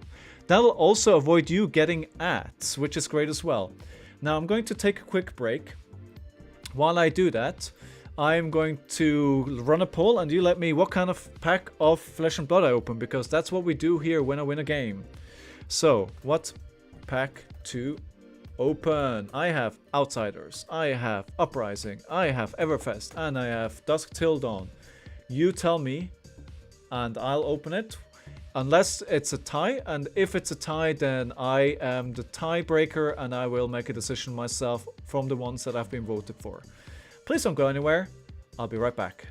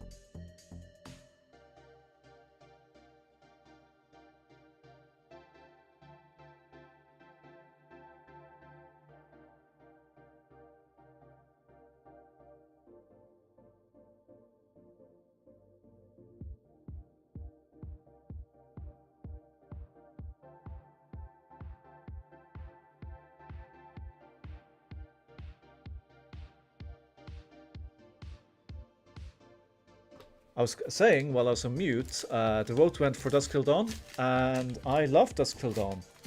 Hey, Ryan, yes, exactly, Flick Knives. I made a mistake there. Sorry, I have to watch various different screens here. So you're aware, I am multi-streaming, and I'm supposed to have all chat in the same place, but for some reason it doesn't work. So I'll have to fix that. Alright. I think I could have done the Flick Knives a bit earlier. One turn earlier, and I would have had to sweat a little less. Alright, we have a Spellbound Aegis. We have a blue Resounding Courage. A blue Angelic Descent. A red Soul Butcher. A yellow Battlefield Breaker. A yellow Besieged Demagon. A Putrid Stirring Thread. Ah! Ah! Look at this! We've got a spicy little Dyadic Carapace. We got our legendary. Woo!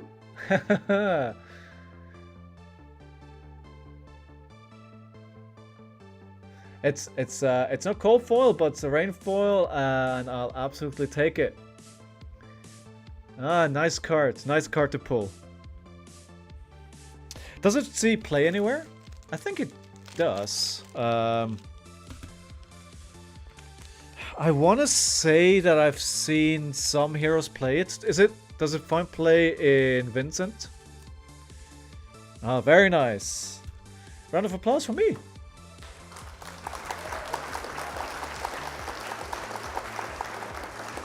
Also, good morning, Golden Donkey. I hope you're doing fine today on this very typical British morning. Good. Alright. So that's good. We have a win. We have a legendary opened. So I got a Marvel, a cold foil, and a legendary out of that box. I think that is pretty good. You can't really wish for more. I opened up a Marvel Soraya, which kind of pays for the box like 3 times over. So I have one more. We have a few more packs left. I actually have a few more packs left. But it's probably safe to say, unless we get like a Fabled or something, there's probably not going to be much more good in there. Yeah, I'm doing okay. Thank you. Thank you. I'm glad to hear you're doing well. Alright, we're just going to wait for our next game here. Gonna vibe a little bit. I think it's still a bit strange to me. I'm Swiss, and in Switzerland, the evening of the 24th is actually the main event of Christmas, right? So you have like a Christmas dinner with everybody, and kids open their presents on the 24th, and it's still unusual for me that on the 25th that's where it happens in the UK. Now there's a story here. When I was just barely in my teenage years, like probably not even, like I was still a kid, I lived in Ireland for 2 years, and why I went there, you know, that's a whole different story. However, on the second Christmas, my mother was dating a British guy, and just before Christmas, I think on the 23rd or so, he comes to me, like, he's a really funny guy actually. He comes over to me and my brother and goes like, so this year we're going to wait to open the Christmas presents until the 25th. Oh my god. He was not prepared for what that caused. My brother and I, we had a literal breakdown. We threw a tantrum. This was like the worst for us. Like, you cannot imagine. Like, what? Opening our presents a day later? What is this? Can't wait another day. Why would you do that to us? Yeah, that was that's a quite a big thing for us. It's also the tradition in Switzerland is a bit different. So if you have kids watching, you might want to close their ears. So in Switzerland we have like it's called the Christkind, and it's like, I don't know how to describe it. I think it's usually it's usually portrayed as an angel, And so what you do on Christmas Eve, all the kids go to their rooms, and then they need to wait there until they hear a bell ring. And when the bell rings, they can come back out, and then all the presents will have been delivered. Bilana, thank you so much for the follow. I appreciate that, my friend. How are you doing today? So we don't have Santa. We have something similar. We have Sammy Klaus, but that guy comes around on the 6th of December. And he usually he doesn't bring toys on the 6th. What he brings is like nuts and oranges and mandarins, like clementines and chocolate and sweets for the kids that were good. For bad kids, you get coal. If you've been naughty, you get coal. And if you've been really bad, he takes you to his hut in the forest. And you have to be there for a year with him. Nothing problematic with that, right? There's a bit of a tradition. There's like Santa Claus, he has like a helper that is. Santa Claus is he has like a white beard and is dressed in red, so he's like Santa, and that's like he has a helper that's completely dressed in brown. And back in the day, there also used to be brown face. Hey, Goran, thank you so much for the subscription over there on YouTube. Thank you. Thank you so much. I really appreciate that. How are you doing today, Goran? Are you doing well? Okay. We're just I'm waiting here for the next game to pop up. Oh, Goran, you subscribed on both. Thank you. All right. Why not? I'll take it. I think I just can't repeat this enough. I'm absolutely amazed that I have 106 followers just 4 weeks after starting streaming. Ooh, this is an interesting matchup. I have no idea what to sideboard here. I think turning off the mech is pretty good here because they want to boost a lot. Alright, let's take those cards and submit these 63. And also, you know, it's like there are 11 people that decided that what I do here is interesting enough for them to subscribe, and that is, you know, that is absolutely amazing to me. So, you know, thank you everyone like Golden Donkey and Kingston for subscribing. Really appreciate that. There's one major benefit that you get from this subscribing, aside from, of course, my emojis, which are amazing. You also don't get to see any ads while I stream. I think that's a good as a reason as any. Right, is Warmongers any good? I don't think it's especially good into. Oh, I've seen this card back before. DK Gaming. I think I've seen them around before. I think I've played on them before. Oh, you played a Vin versus Arakni. How did the game go? Did you win it? Yeah, right. Arakni, let's go. We definitely want another win here. We want to open up another Flesh and Blood.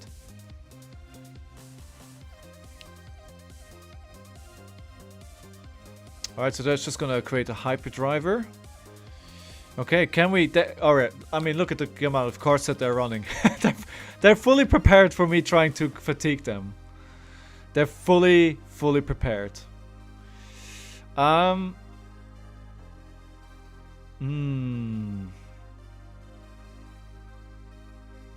think I'm just going to play... Wanna sink Big Bird or no? So just gonna do 5 and then 1 cut the chase. I could do 2. Oh, this is not the card that I thought it was. Never mind then. If they block, I'm going to do cut the chase to get the cards. It was 1 close. 45 minutes game, 1 versus 1 life. Yeah, man. I had a very similar game yesterday when I was playing Teklevossen into Vincent. It was very, very close. We were like 1-on-1 like for the longest time. It's like once they can't do that unpreventable damage anymore, they really have to think about their turn, right? So 5. They're not blocking. So does it make sense to do more damage here? Yeah, why not? Still gonna leave that big bird to there. I mean, I could...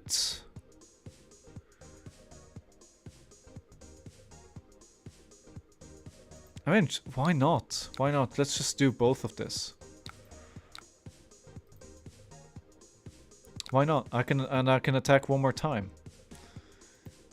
I mean, what if they're letting the damage happen? Might as well go big. Crankshaft. Ooh, did that give him a counter? No, it didn't. Because it only happens when you boost. Right, okay.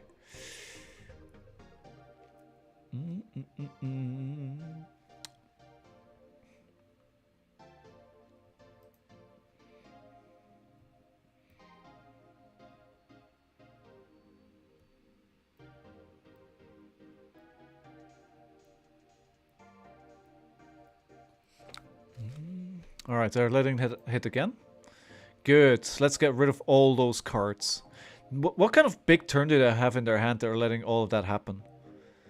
I'm not sure if this is right for them to just let all of that damage happen. Oh, okay. Alright. Good. So either of these is going to break. I think I'm probably going to get more value out of the tunic over the course of the game. So what do we do on our turn? I think I might just want to take this for now. See what else they do. Recharge. That's really good card. I like Max as well. I think we already played... Yeah, we already played Max in the challenge. So I might want to have... I have to go back and play him again. So 9. Because what I want to do is I want to play E-Strike for 5. Sinking. And then I'm going to play Leave No Witness. So we can block for 3. Yeah. Let's just take that bit of the edge off here of the damage. I mean, I fully expect them to start to block after this. Ooh, is this maximum velocity turn? No, just a second hyperdriver. Okay. Yes. Alright, let's do that. It's good that it reminds me when to use those silver, because I have no idea when the trigger for that would be. So let's just do 5, go again. Hopefully we can pull a few cards out of their deck to block here. Out of their hand. We want them to block. As always, if you face a hero that has a lot of on-hits, you don't want to be blocking the vanilla damage. You want to be blocking whatever else they have to have followed up, like this one, that, you know, they need to get rid of their arsenal if they don't block it.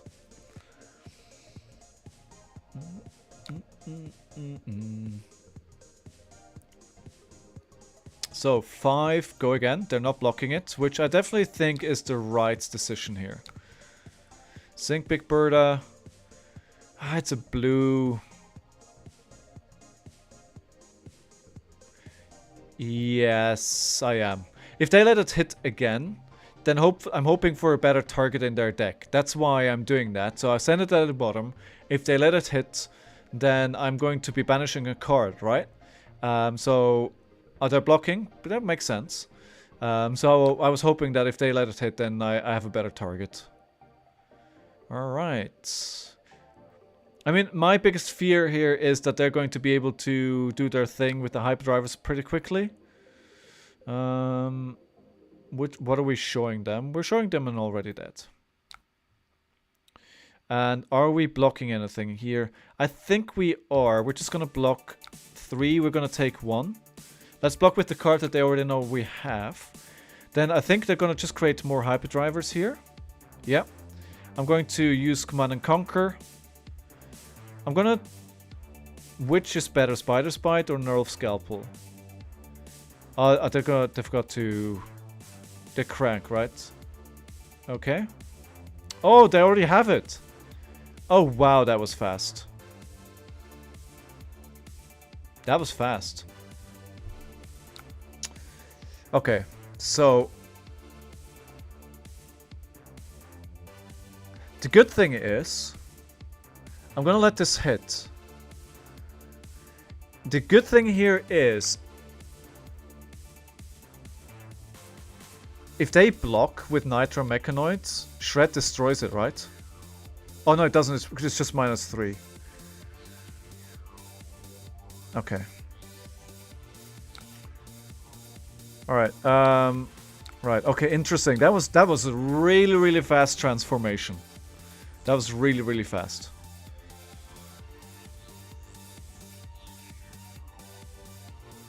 Let's see if we can tax their hand, right? But this should... Yeah, I think Shred is really good here. Because this basically takes a few turns of them blocking off this card already. Okay, so what do we want? 0 to 6 is a 4 cost. Big Bird is a 3 cost. I think we want 0 to 60 gone. Yeah, good to know, Golden. Defense reactions is probably not something they play. You're correct. So 6 go again. I wish I had another Shred. That was pretty good.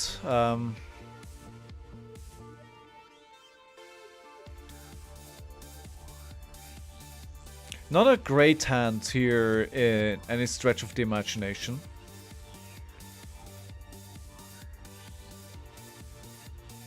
Alright, let's block 3 here. He says with hesitation. And then we are going to block 7. Yeah.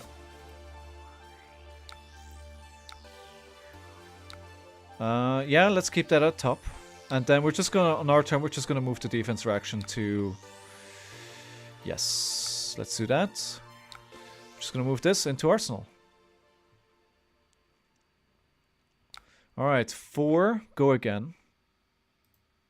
This might be a lot of damage this turn. This might be pretty massive.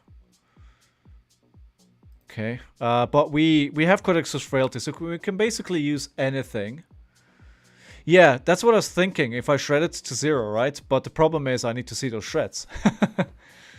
I've seen one.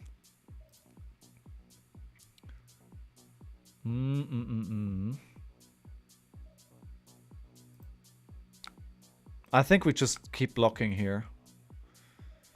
Just weather the storm. This is a big turn from them.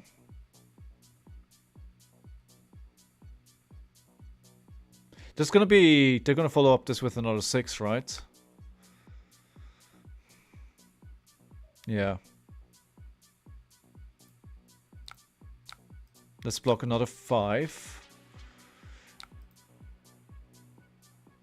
Yeah, it's gonna be another 6. Okay. Yeah, this is... it's gonna be a lot of damage. However, they have a frail... This is counted as a weapon. Yes. So that's good.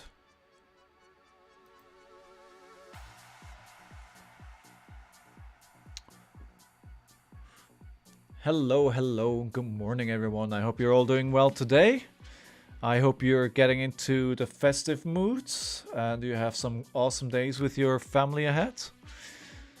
If you celebrate Christmas, then happy Christmas to you all.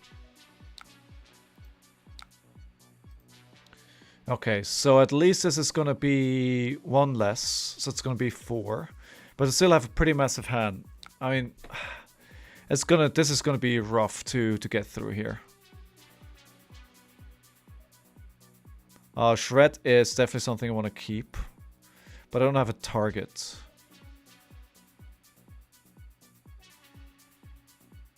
So it's -2. I can do another -3. If I do that, then the robot is dead. So I might just want to block here up until I have plundered the poor. And then if they decide to block with the mechanoid, then I'm in Happy Land. But I might not even survive this turn this long. Right. Dive through data. Let's take the 4.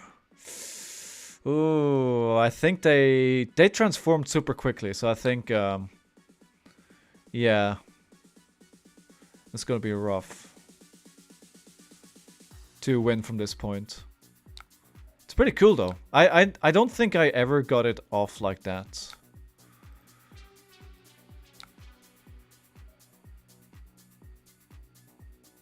No. Definitely keep that there, because that is useless now. Come on, block with your Nitromechanoid.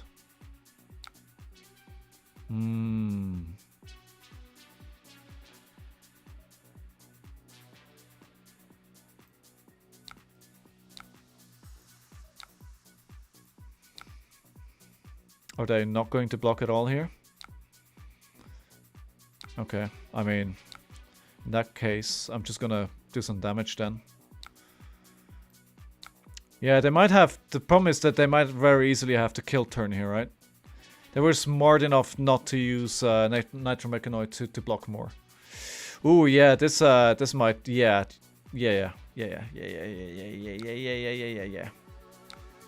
Alright, so let's block with Fate Foreseen. But I'm already in kill range. So... Yeah, 6... But this... Yeah. Yeah. Yeah, that's pretty good. That's pretty good. Let me block 4 here. We'll take 2. And then they're gonna attack with the Mechanoid again. Oh, it's overpower. We are dead. Right? No, we're not. Because that only is for attack actions. Oh, they can attack again. Never mind then. Oh, yeah, because of course. Because of high octane. Nice. That was really nicely played.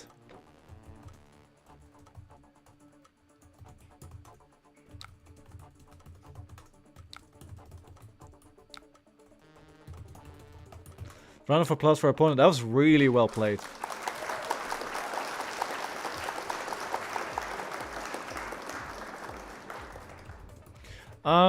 Yeah. I think key here definitely was that they were able to get the Mechanoid out this early in the game. Having that, what, turn 3 or so was definitely key here. Alright, so we will, however, call this. Oh, that was you. I forgot that that's you. Yes, getting that mech out early is definitely very, very helpful. Alright, we're in between games. I need to stretch my legs, and I want to avoid pre-roll ads, as always. So sorry, we're already on pre-ad rolls again, so I'm just going to send you to be right back. I'll be here in a chivvy. Don't go anywhere.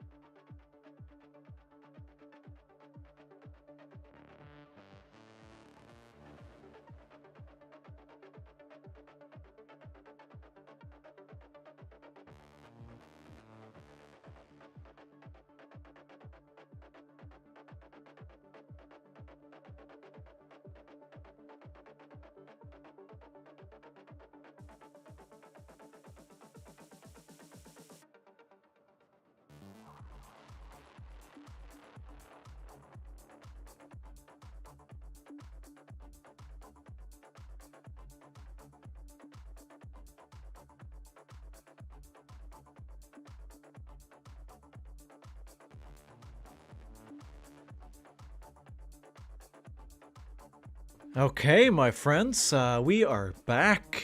We will be loading into the next game on Arakni. Going fast on this hero. So we have played, I believe, 5 games on Arakni already today. And we started today, so that's fast. It's definitely a lot faster than Teklevossen. We are at 4 losses and 1 win. I think Kano can be safely ignored, and we are going to play that game again. I think with AB1, there's really no way to win, so nothing to be gained or learned from that. So definitely going to play that again. Katsu did get pretty close. I know where I made the mistake there. Max, our friend Kingston here, just played really well. Maybe another shred, but I kind of have to have the variants there. I think variants probably in this game weren't there where it went against us. Sometimes it happens. Like, you shouldn't blame variance, but sometimes, you know, it's a card game. It does come down to what you draw. If you draw the right card at the right time, you know. Azalea was just brutal. Azalea was just doing Azalea things. I don't think I had a chance to win that game there. So we'll see what we get next. Excuse me. Right. How is everyone today? 8 people currently here watching me. I hope you're all good. Yeah, I think Arakni is definitely... Yeah, maybe it needs to be dealt differently. Yeah, I don't think this is an aggro version because it says... Fatigue. So... By the way, let's have a look at... what are these... What was the heavy hitter card that was spoiled for Arakni? So it's coercive tendency, right? Look at the top cards of defending hero's deck. Put them back in any order, then banish the top card. That's so good. That's so good. Man, that is really, really good. I mean, you know, when I see like cards like this, I get really jealous because Brute never gets cards like this. Yeah. Like, oh my god, this is just like an auto include. Like, I think Arakni is going to be a menace after this. Arakni is...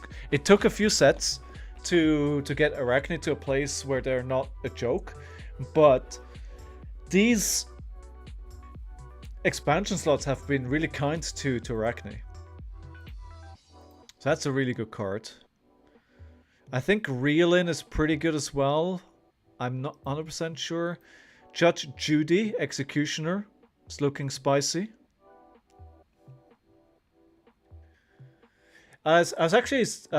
somebody asked... I have the Cold Foil Arakni and somebody wanted to buy it for me, and then the card was shown and the price went up insanely. Or like, yeah, no, I'm not going to buy that. It's like, alright, fine. You know, I'm pretty high on wage gold, right? Because when this attacks a hero, you may wager a gold token with them, and it's universal. While in any zone, this has the same class as your hero. So, you know, this triggers on... This is Realm for Blood or Spello. It's a 3 cost, yeah, and a 2 block, but Brute are getting some spicy cards here with some on-hit stuff. JJE is hard to pull off, yeah. If this has an aim counter, guess when this hits. Yeah, I think that 8 counter might be difficult to get. Oh, we need an opponent here. Where are our friendos? Nobody wants to play today? Nobody wants to play.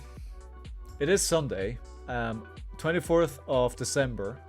So, you know, I wouldn't be surprised if a lot of people are engaged elsewhere. That wouldn't be surprising. Yeah, aim counters are not that easy. But it's fun to get something else to play in a different style, right? Just have a different way of playing. There's always, like, more options is always better.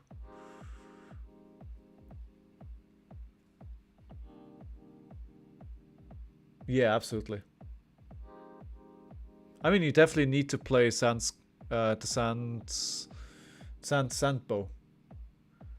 Whatever it's called.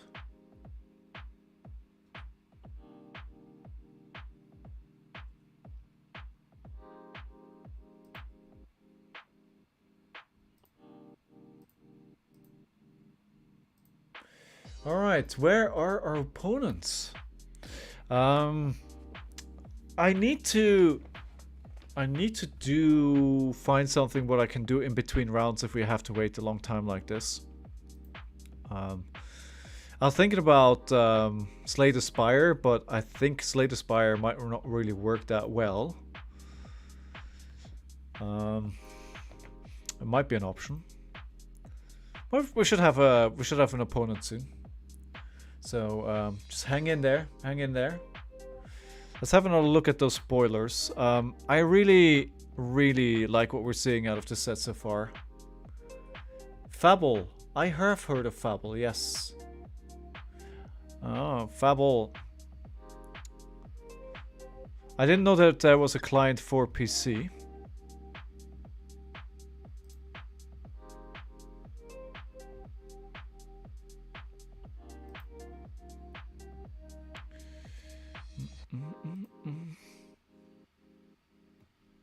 Wait, is it downloading?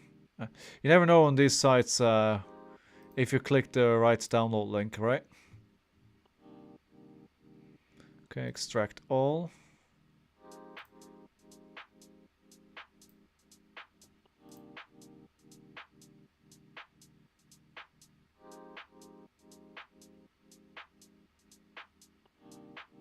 Whoa, that has taken a long time to extract. It's pretty small. Alright, so we have Fable. Fable. Where? Sometimes I need to reload Talishar because sometimes I feel like I do want to run. We trust Fable. In Fable we trust. Alright, before I do that, however, let's queue up again here. Ooh, there's even sound effects. Okay, let's see. Let's see. Daily cards. Let me see if I remember how to play this. Alright, it's a flesh and blood card. So I can press either of these and it'll give me some information, right? Is that how it works? Okay, this doesn't really tell me anything. Still nothing. Wait, no, this is not... Wait, no. I don't think this is how it works. I'm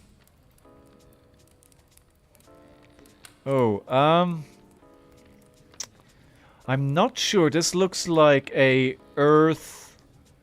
This looks like an earth Briar card. Oh, you set the value and then you guess. Okay. No, well, it is elemental. It wasn't completely off. Alright, so we need to go into Talishar because we have an enemy. We have an opponent. We have Rise on Azalea. Alright, we'll do that in between rounds. Alright, let's make this full screen. Let's get this show on the road. Okay, so we get turn 1. Do we have anything? Yeah, let's do...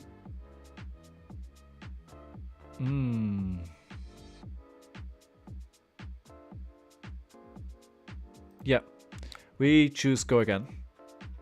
And then we're gonna play a sneaky Warmongers. He is? Right, some names you just see over and over. But I think there's a limited amount what you can get out of Talishar.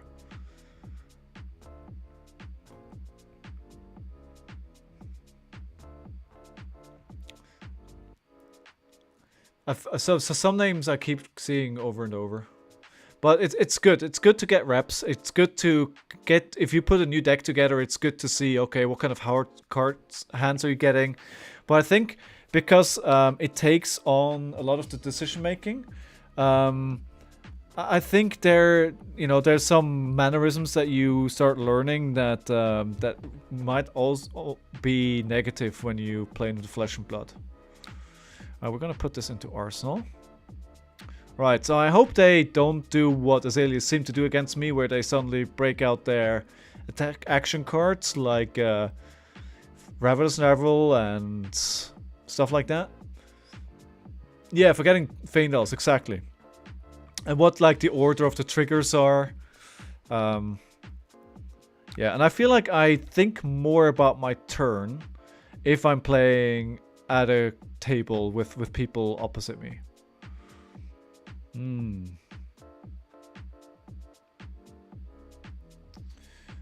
I mean, I'm not keen on these blues. So I was saying, I hope there's not a Ravenous Rebel, and of course there is. Okay, so we're just gonna dagger into Already Dead. They're not gonna block likely, so the ability is not that good, but I think the Leave No Witness we keep for the next round. And Warmongers would have been good as well. But I think we just send this to the bottom right now, and if we get to a point in the game that we see it again, it might be really good for us. Actually, I should have probably played this instead. Yeah. I think pitching that away, because as I'm thinking about it, I think we're probably not going to see it again. I don't think the game is going to go to that point.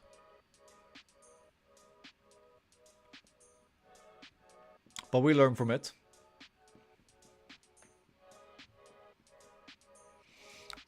Alright, 6. And that is a knock gone. Knock is really good to have gone though. That's definitely a card I want to see go. Yeah, you're absolutely right. I should have played it. I realized that right after I made the decision. Oh well. It's good. It's good. That's why I play this, right? To learn those kind of things. So they put card at the top of the deck. That means this is going to be a dominate here. So I just hope I'm gonna be... Alright, okay, so they played Seek and Destroy. So they're very unlikely to block here. So, let's see what they do. Let's see what they do.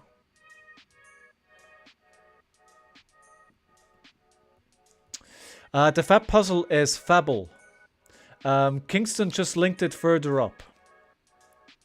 There should be a link there. You're welcome. 12. 12, 12, 12 with a... So we could block out. That Susik and Destroy is gone.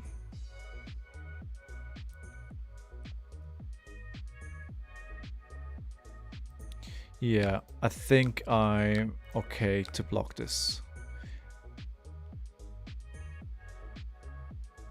Because I still have a card that threatens their arsenal, right? I was thinking Command and Conquer is really good. Probably one of the strongest cards into Azalea, so I might want to keep that. But at the same time, you know, I still have Leave No Witnesses at least. And there was a Blood Rot there. There was Inertia. I think rather just...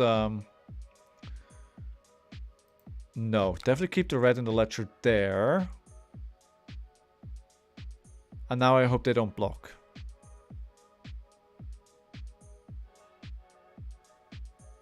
But they should block here. They don't block. Yes. Well, I got lucky. That's probably the wrong decision there, but it worked out. Knock. Alright, so they're going to be able to dominate anyway here.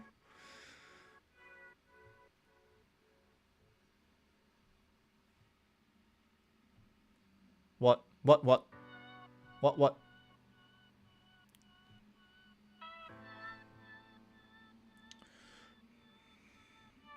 Oh, they're bringing up another red in the ledger.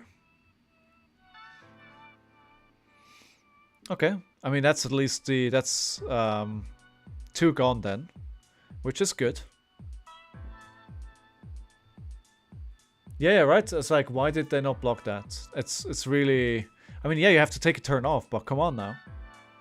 Come on now. Rise. I hear you play a lot of Flesh and Blood. So, I expect a lot from you here. Alright, so that is going to be for a cool 11. Dominate. Might as well play the Sigil. Might as well.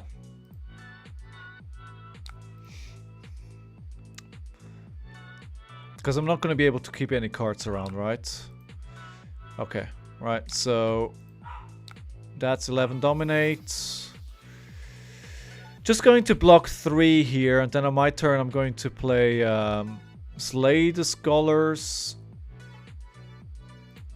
The Shred is probably not going to matter, which makes me a bit sad. Because it's very unlikely that they're going to block here, right? So I can play it, but it's not going to make a difference. Oh, wait. Wait. Let's actually... Let's do some chip damage here, if I'm going to lose it anyway. Yeah, she's not going to block. So might as well use the dagger instead of just losing the Shred.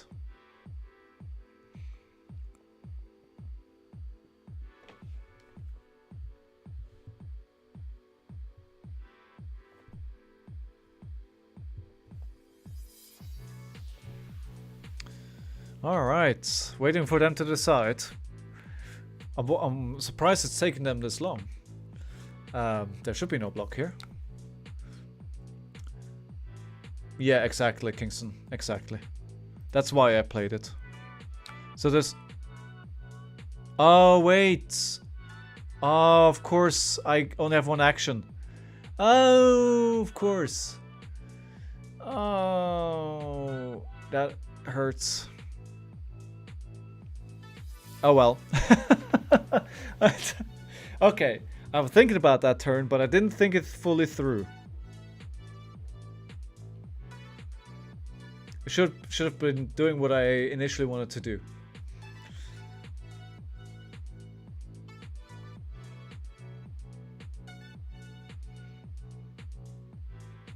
Just need to keep nodding my head to this music. It's quite a vibe for Sunday morning. Although I say that, it's almost noon. Just a few more minutes until noon. What are they doing? I'm just waiting. What do I want to do on my turn? I think let's take the time I have to think. It depends on what they send. So this looks... Honestly, this smells like Snapdragons. Potentially even... Rain Razors. It smells so much like Rain Razors, right? Like, I'm going to block 5 here. I think there's a Rain Razor. Why would they just do like the 3? Yeah, exactly, and then do nothing else.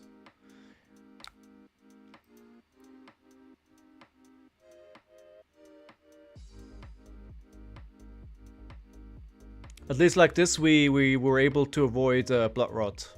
Like the 3 damage is really not that much of a deal, but I don't want to take a Blood Rot. I mean, it's 2 damage. I'm not sure why I'm so worried about Blood Rot. It just always... Blood Rot feels so bad. I don't know why. It's like, I think I'm giving Blood Rot a lot more attention than I should. It's just 2 damage.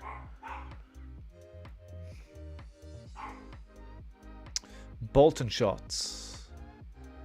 So this is going to... Well, if they buff it, then it's gonna be go again and reload. Yeah, okay, so this is gonna be a reload because it has +1 through Bull's Eyes Bracers. 4. Wait, why did this not... Oh, it only gets it if they... Oh, okay, they still have the Rain Razors there, right? So if we think about that, then we have to block 6. Maybe don't even have it. Maybe they're just debating me.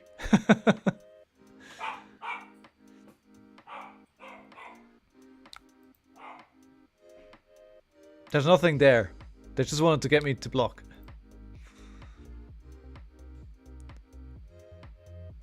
I think I'm quite happy to play a 0 for 4 that banishes a card of their deck, right? Every time I do that, I have the option to look at the top and be like, No. I don't want you to have that card next turn. And if they don't block it, it's another card gone. And it could be another knock, or it could be another red in the ledger. So I'm quite happy to do that, to be honest. Block, block, block as much as I can when I have the opportunity where there's no dominate, and get rid of those cards.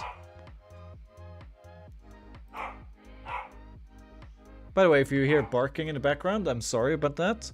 My dog has sensed that it's about time to go outside, and he's very, very excited. Best time of the day, apparently. Being outside, nothing beats it. I think it's... Oh, there it is. The Rain Racers. The elusive Rain Racers, so they did have it. So I think we played around that quite well then. If I may say so. Round of applause for myself. I think I deserved it. I make enough mistakes, right? I play bad enough, often enough as it is. If I send something right, then I might as well pat myself on the back. If you like seeing myself patting myself on the back, then follow me. I am here 4 times a week. Tuesday, Thursday, Saturday and Sunday. That being said, I'm thinking of changing one of the weekend days to a Monday. Now the issue with that is there is a local armory on Mondays that I'm thinking of going to in the lead up to Nationals. So not sure about that yet. Okay, so this is gonna be what, 8? I do wanna... They lose 1 for each card discard. If this, they reveal their hand. Discard all cards other than action cards. Well, they are all action cards, right? So don't discard anything. But again, why should I take any damage here?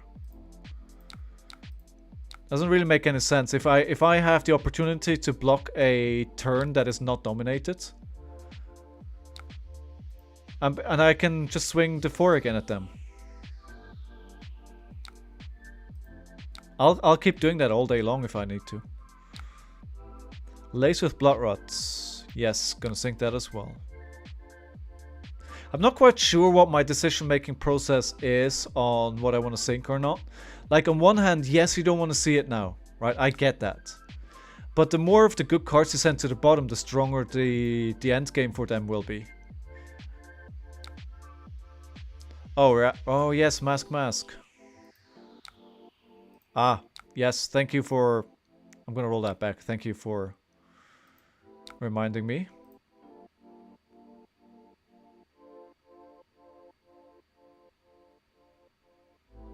Yes, I heart you too.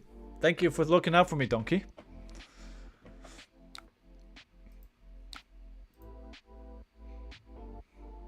I did completely forget about Mask this game.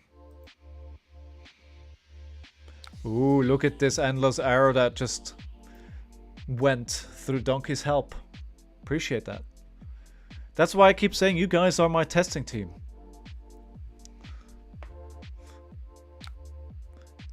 If I manage to qualify for Pro Tour Amsterdam, which is why I'm playing all of this, right? Why I'm doing this. I'm gonna have to do something for everyone that's been here for the journey. Don't know what that would be, but I think everybody helping me here definitely deserves it. Wait, did I pass already? No, it's an instant, right? Wait, I didn't press any buttons. I don't know why I went to the reaction step.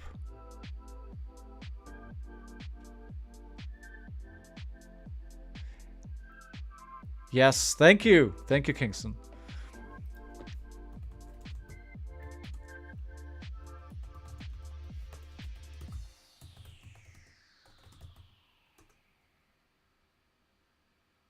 Like, I wouldn't skip the defense step here. It doesn't make any sense. I definitely wanna block this.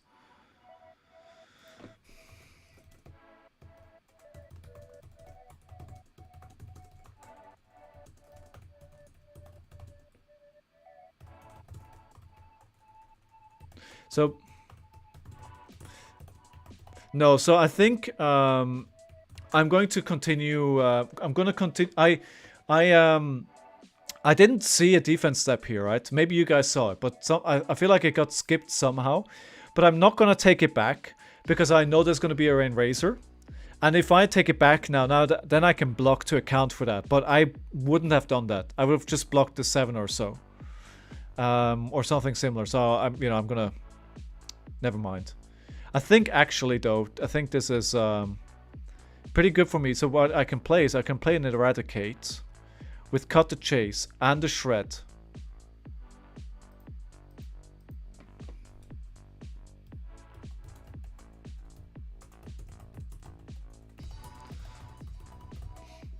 I don't think I want to block this anyway. I mean, you say Brute will be viable. You say that, but I'm not that certain. That will remain to be seen. So James White did say on Twitter that there will be a Brute rock and rolling their way into the arena on the 27th. Now that excites me and that worries me, because the roll part worries me, the rock part excites me. Because I've always wanted a build that can use rock. Like, love that. However, the roll part means that the hero is going to depend more on the roll mechanic. Like, while I don't mind rolling dice, like, do I want a hero that just completely relies on that? I don't know. But we'll see what we get. Adult KO, please no. But although people are saying Adult KO should be pretty good. 7 dominate. Let's take a little bit of the edge here.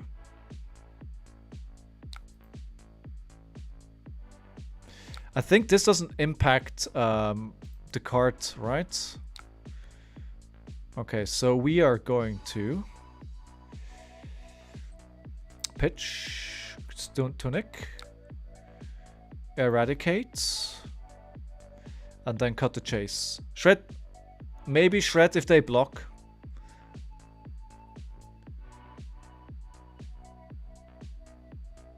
Yeah, the ready to roll and rock and roll. Yeah, could be. That kind of makes sense. But come on, please, no reprint. Give us a new hero. Come on, please. Although it is like, adult Kasai does something completely different than what young Kasai does. So KO may be good, actually, right? I mean, I don't want to judge, right? Let's see what happens. And Worlds that they're adding cards to fix Brute's variants.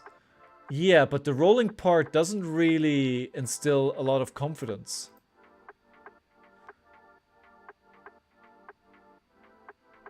Yeah, I mean, if there is like equipment or something that that helps with the rolling part, I mean, I'm all for it. I'm going to banish. No, Codex of Frailty. Bye-bye. Bye-bye, Codex of Frailty. Bye-bye. Bye-bye. Sheesh. 7 cards gone. I think it was worth taking that damage. Oh yes, use gold to fix dice rolls? That's actually an amazing idea. That is an amazing idea. Yeah, wager. So you still have like the waging and the rolling of the dice mechanic. You get a gold token, you use that to fix a dice roll. My god. If that happens... An ally as a corrupt casino dealer? Yes. I know this card. I understand this might be a bit problematic purely from the art. But if we look at this card here, I just kind of love this. It's like this guy. The card itself is pretty amazing. I love the card. Bribe 3 golds, adds 3 to... That would be amazing as well. Guys, you're having awesome... Like, you're getting me really excited right now. I just hope it's viable. But, I enjoy Brute. I'm definitely going to keep playing Brute. I'm probably not going to be able to resist the Brute. But at the same time, I want to qualify for for Pro Tour. So I'm just gonna have to play out whatever shakes out to be good in the Meti.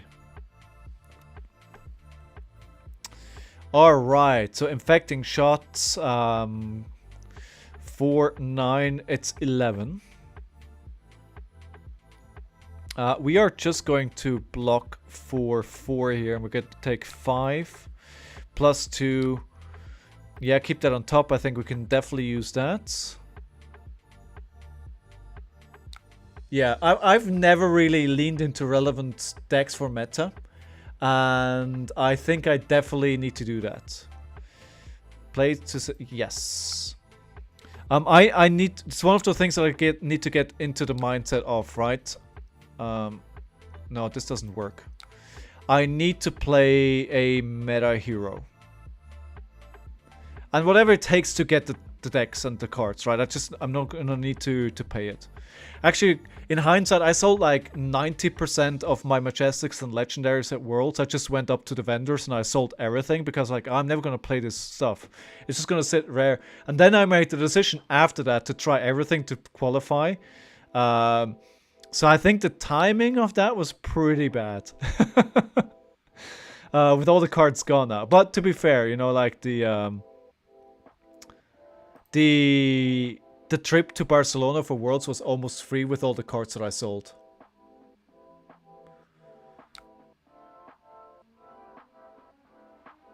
You're not going to be playing Azalea for Road to National Season? You think she's not going to be good?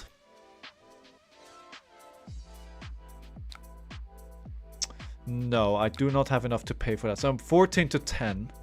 Ooh, a good hand though, a good hand.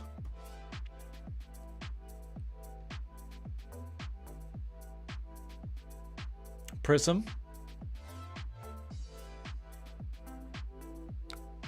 Yeah, I mean, the meta can really go anyway, right? At this point, it's really too early to call what will be good or not. Potentially, if it's what I'm thinking is, like, my thought is that I think Warriors are going to come out of this really, really strong because they already got support in Dusk Till Dawn, right? So there's a lot of Warrior support in that set already, and now they're getting another set with support. So potentially, yeah, exactly. I think Warriors could really come out on top on this. Yeah. Bolton is you know, don't sleep on Bolton. Okay, so we are going to sync this and we're going to go again. 5 go again. They're going to have to start blocking here. Yeah, I think the expansion slot is actually pretty interesting what it does for the meta. Alright, so we have 5. I think the change with the expansion slot has definitely been overall positive so far.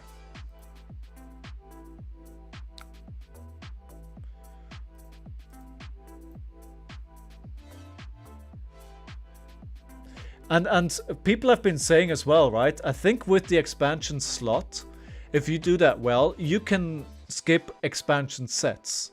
So you can skip things like Dusk Till Dawn.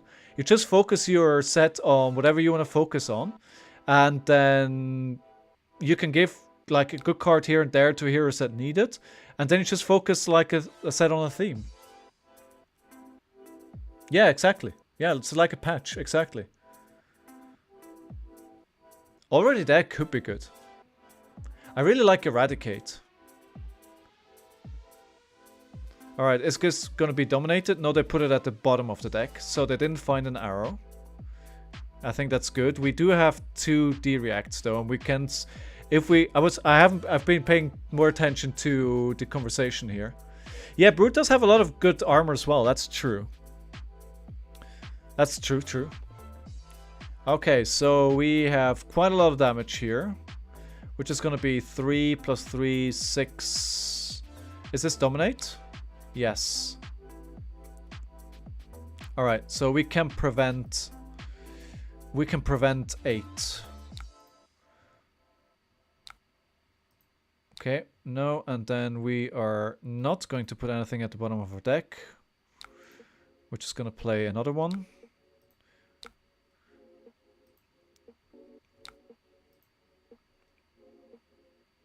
I think we're pretty good spot here at the moment. And I think I'm just gonna dagger to start and then command and conquer because yeah, why not? It helps with that breakpoint, and then the cut the chase goes to Arsenal. Yeah, yeah. No, I'm excited about heavy hitters. I think heavy hitters is probably going to be one of the first sets in a while where I'm going to buy a whole case. Like the last few sets, I've just been buying like a box here, a box there, just so I can have the fun of opening a few cards. But I think heavy hitters, if we continue seeing great stuff like I feel like we've had so far, then I'm going to go, excuse my English, balls deep.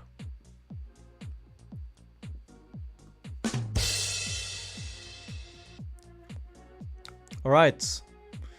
Full block from them. Yeah, exactly, the Marvels. Although, you know my story about opening a Marvel Legendary from, you know, from, from 4 packs, right? Oh. Yeah, the heroes, I think there's 8 Marvels, right? Or 10 Marvels. So I think the Marvel heroes that we saw, like, they're doing, like, the full Marvel heroes, like, that were introduced with Bravo Star of the Show. Well, that's a good time for a Codex of Frailty. HP 1 as well, yeah. My partner, she went crazy and actually bought me a Marvel Rhinar. Insane.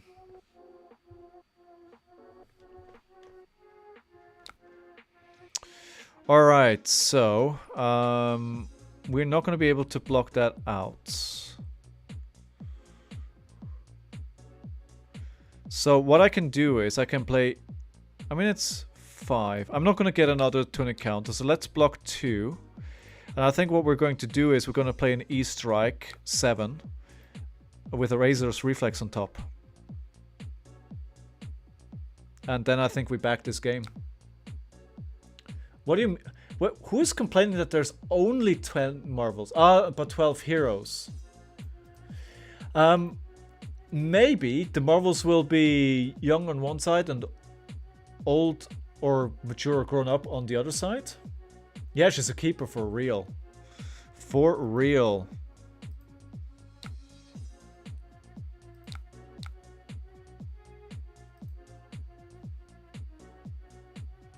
It might be double-sided, right? And then, you know, it's both on there. I think we've seen Marvel examples of both young and old. So who knows what the other Marvels are. But yeah, it would be weird that they're printing some, but they're not printing others. That'd be really weird.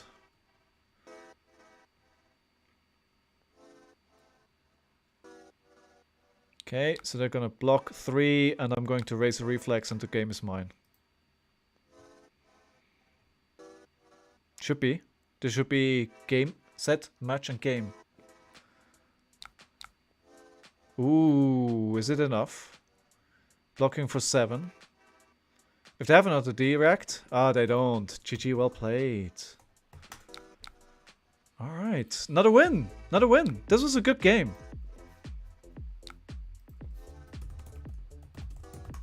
I think they made some bad decisions on letting my cards hit. I get it why they did it, but they probably lost a lot of good cards by that. Alright, good. GGG! Thank you. You know what time it is. Double-sided would be cool, but wonder what I have in card text. Yeah, I mean that is a possibility. You know what time it is? It is time that I can take... I hit the button too early. Damn it. But the poll goes up anyway.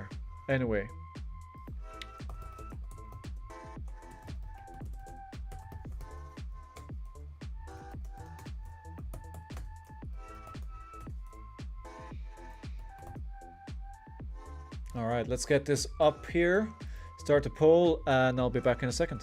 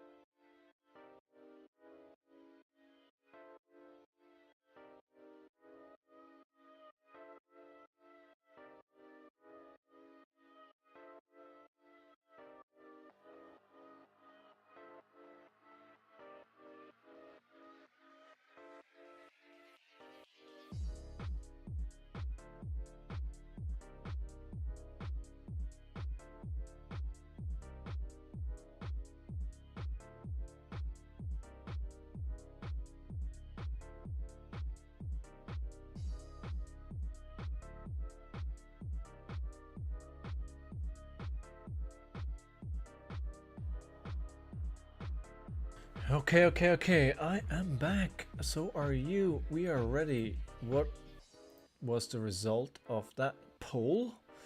Oh, DDT and Everfest. DDT Everfest. I only have a couple more packs of Everfest. Riddler Man Gaming. Good morning. How are you today? I hope you're well. Alright, we are going to open up a pack of DDT.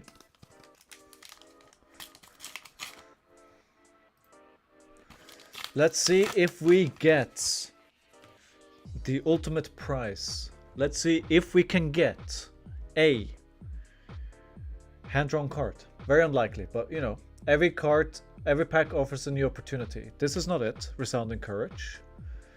Red, Defender of Daybreak. Blue, Glaring Impacts. Red, Blistering Assault. Yellow, Battlefield Breaker. Tear Through the Portal. Phantom Banshee, I think this is the foil slot, yes. So I always have a bit difficulties here. I need a second camera in my setup. Tribute to the Immolation. Oh, Wall Breaker, and we finish with a Blessing of Salvation. Nothing good this time, but considering we opened this just a game ago, I'm not going to complain. I'm not going to complain at all. Right, so let's try this again. We're just gonna queue up into our next game. How are you doing today, Riddlerman Gaming? Everything going well? My decks. We're gonna just queue up for the next game here. We are going into game number 7, I believe it is. Results. We have, 6 games. One of them we ignore. Right, so while we queue, let's try this again. Challenge mode. Alright. Let's do all cards.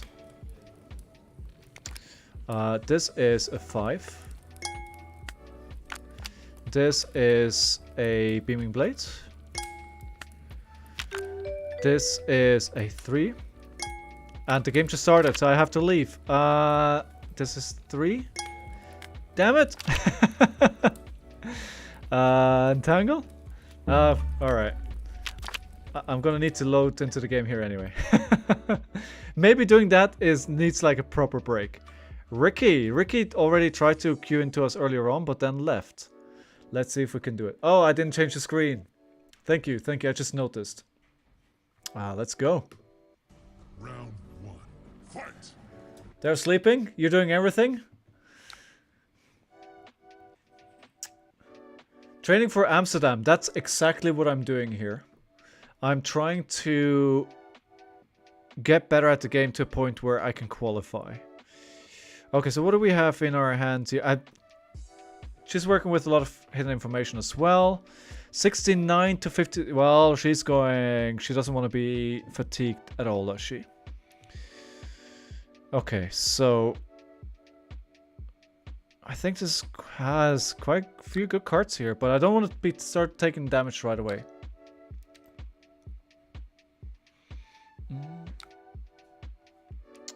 So another 1. Alright, I mean we're just gonna block here.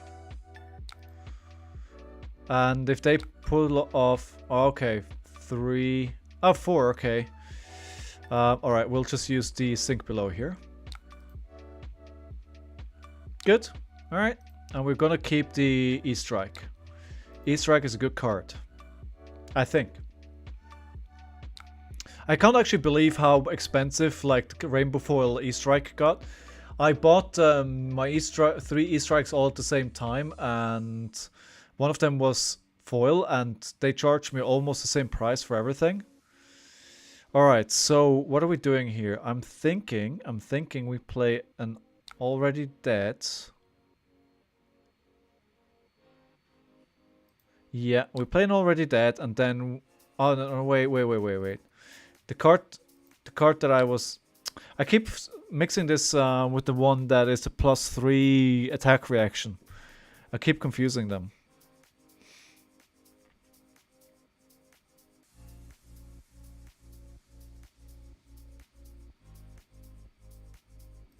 Let's do this a bit more thought through and a bit more methodology. Method. You know what I mean. Just 2 daggers, followed up by. Oh no, no, I can't play the already dead. Okay, now okay. I thought I had more resources than I actually did for some reason. Scar for a scar. Do I want to sink this? No. If they let it hit by any chance, I actually quite like to get rid of that. I think there's a defense reaction coming here. I don't think this is gonna hit. Yeah. Also, this hero functions pretty well on 3 cards, right? So blocking with 2 is usually what you should be expecting on most turns. Yeah, already dead. You said earlier on, Kingston. Already that could be pretty good in the new meta. Alright, that's it for us. We just put that E-Strike into Arsenal. Not what I had in mind when I kept that E-Strike last turn. But let's put it in Arsenal and see what we can do to build a 5-card hand. However, let's not forget, keeping an Arsenal is dangerous against Azuri. We might lose it. So we could do a Slay the Scholars and then just 2 shreds. Maybe E-Strike into Slay the Scholars. 4. That's just 4 vanilla damage. It doesn't make any sense to block this. If I want to block, then this hand is... The remaining 2 cards is where I gotta make a decision. And just welcome again everyone to the channel. My name is Scowling Fleshblood. I play Flesh and Blood in person and online.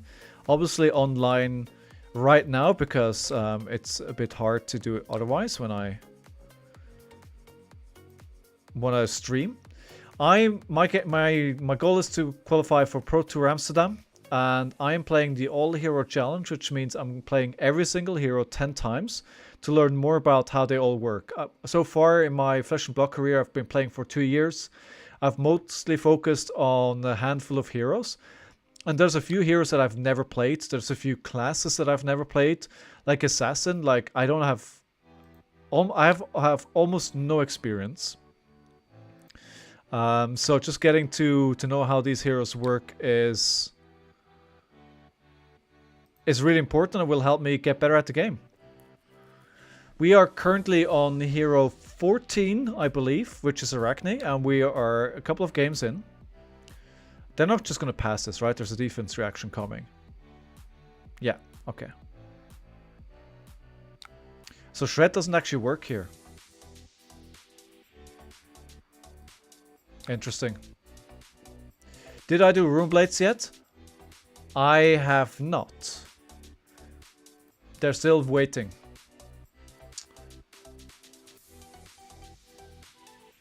Oh, this is like...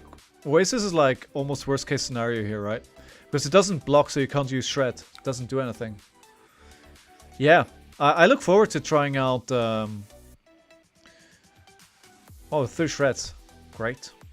I look forward to playing Vincent. I played like a couple of games with her when she came out. But Viserai, I have never played. Never. So that will be very interesting to see. So is this the 3rd Scar for Scar already? No, 2nd. Isolate. Alright, I'll take it. Oh, Chibate. I got lucky. Okay, let's do Spring Tunic. We're going to do a dagger. And then we're going to do Eradicate and pile as many shreds on top as necessary to get that through.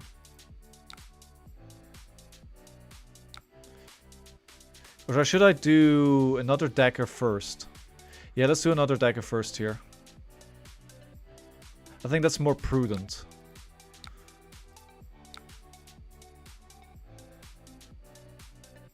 I kind of feel like I like Arakni better. Like, I played Azuri very early on in the challenge. And I kind of like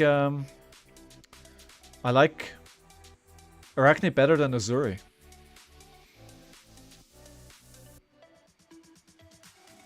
Maybe it's just that I'm not very good on Azuri. That could be it as well.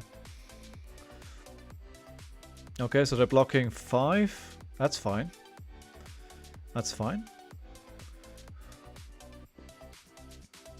They're blocking 7. Well, I hate to say it, but I can take 4 away, which means it's gonna hit again. Unless they have even more. I mean, they're waiting to play an instant. Which version? I mean, you're asking me questions that I don't have answers to. I don't know.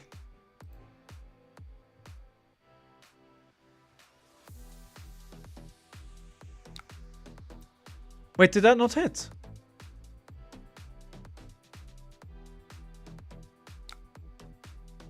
Hey, that should have...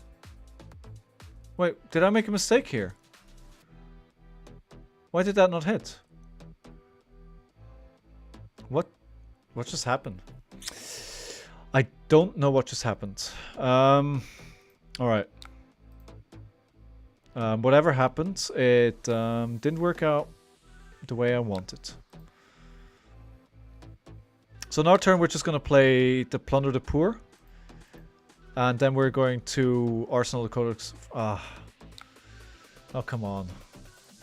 Now they have it. I don't know why. I don't know why it didn't trigger. I'm confused. I'm pretty sure that it should have triggered. I don't know. Must have made a mistake somewhere.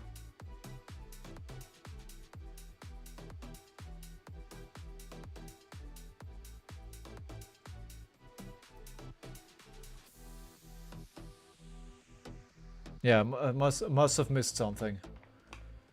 I didn't have Ravenous Rebel. Oh, did I have? I think I did. I think I did have Rebel. Right? Yeah.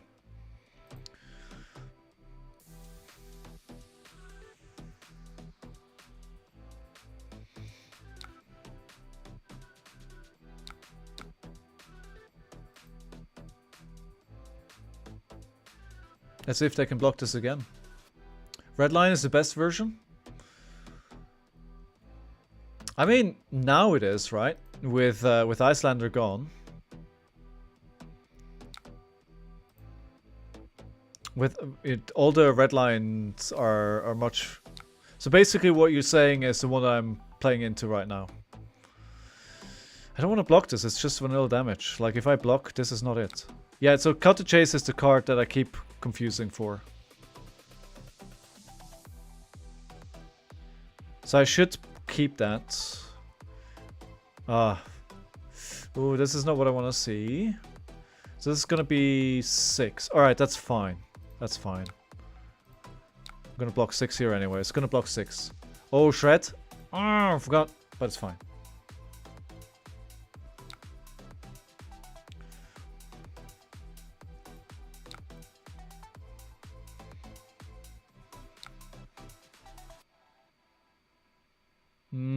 Do I want to sink it? No. I'm going to try and get rid of that. Maybe... that might have been a mistake, because they know what I'm doing here, right? So they probably account for this attack reaction. So they're probably going to be able to block that out. I should have sunk it. I should have sunk it. Or I'd be very surprised if they let me get rid of it.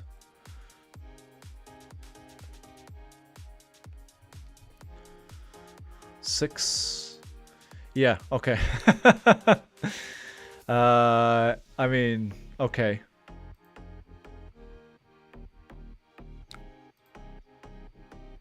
That is quite a commitment there. Isolate. How do I best maximize value here? Do I play Already Dead and then Cut to Chase? Block with an E-strike feels pretty bad, but I'm guessing they're gonna trigger their ability here, so I'm gonna need to use Tome. All the cards that I have in my hand are pretty good. Oh, I mean that's good.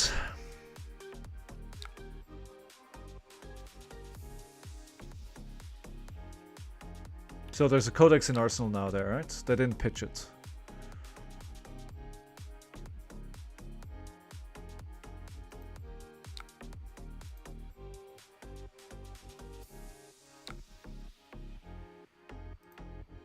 Yes, I want to sink below. Yes, I do want to do that. Good. I think this might be a rough game because I think this opponent of mine has much better grasp of how to play assassins. I completely forgot the fact that Command and Conquer can be used by her ability. So I didn't think of that. You know, I was not gonna be able to use the Fate Foreseen. Okay. I mean, yeah, she's equipped to deal with what I'm doing here. Alright, 1. Alright, I'll take that. I don't care. I have 2D reacts, so this doesn't matter. Also, potentially there's nothing more there. I say that.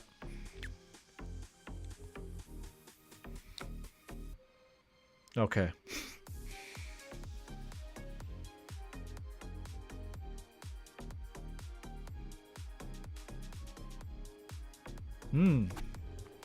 It's another good turn. I don't know how to best block this. Because the cards I want to block with, they don't block. And if I block it out, then I'm not going to have a turn.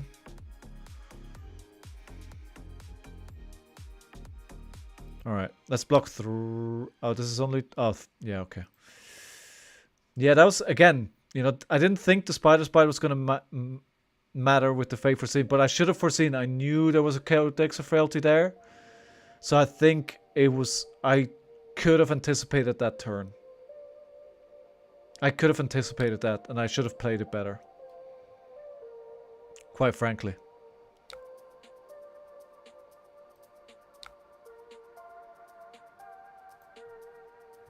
Yeah, that's just the experience. Like that is a play pattern that you understand better if you've seen it a few times, if you played it a few times yourself.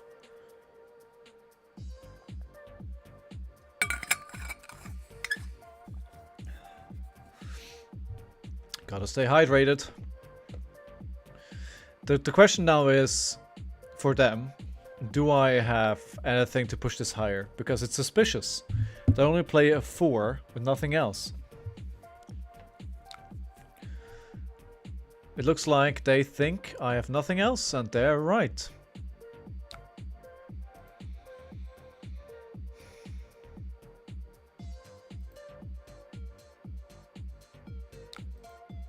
Yep, that's it. That is it.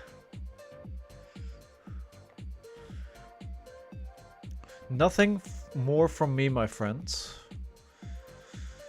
So, did we see... We only saw the one Command Conquer, right? It's only that we saw it twice.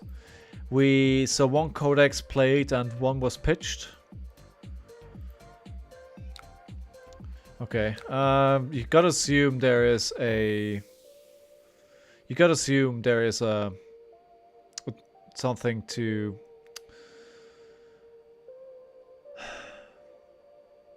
The attack reaction. You know what I mean.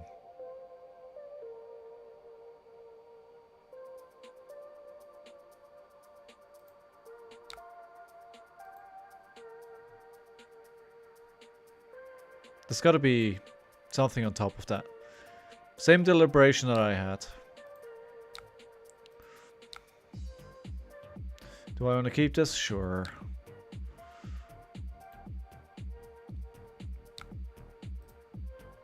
Gonna play this as well. Get some life back. So I can play a dagger and then Codex of Frailty. And is there a good target for me? I don't think I have... I mean, I can... No, I can get the... Leave no witness, right? So that's good.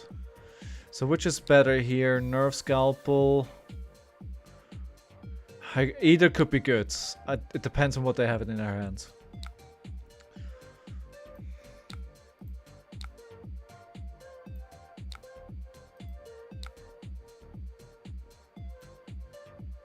So 4, probably going to be blocked out though. I would expect. We're not going to see this hit. We'll see though. Maybe they surprise us.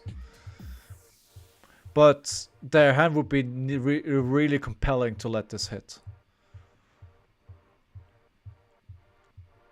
No, so this is going to be one block with Spring Tunic and then something else from hand. Yeah, alright. That makes sense. It's early on to use Spring Tunic though. Their whole equipment is gone, right? So we are 10 life down. And let's not trivialize that, but our whole equipment is still here. Opposed to theirs is completely gone.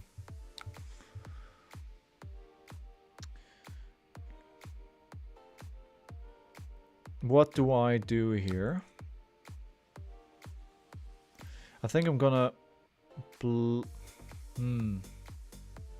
No, I'm not gonna block this. This is just vanilla damage again, right? It's so tempting to block here.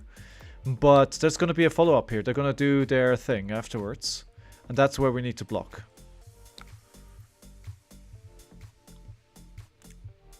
Oh, another one. Alright. I mean, let's just play our Sigil here. That negates 3 damage. And we're basically gonna take this again and then just see where we land with that. Infect, okay. I think I have to do this and then I'll just play Slay and cut the chase. I need to block 6 here.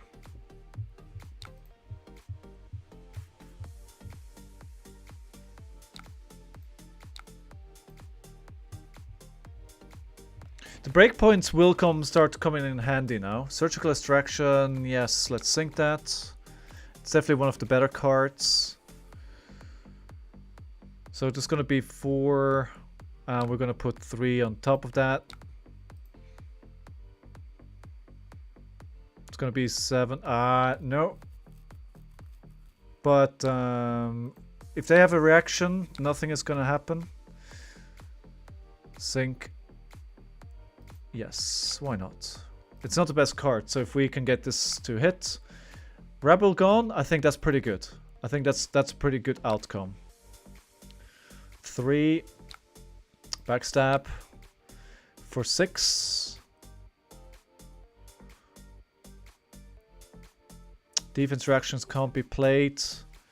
Do we think they're gonna pull off their ability here? Yes or no?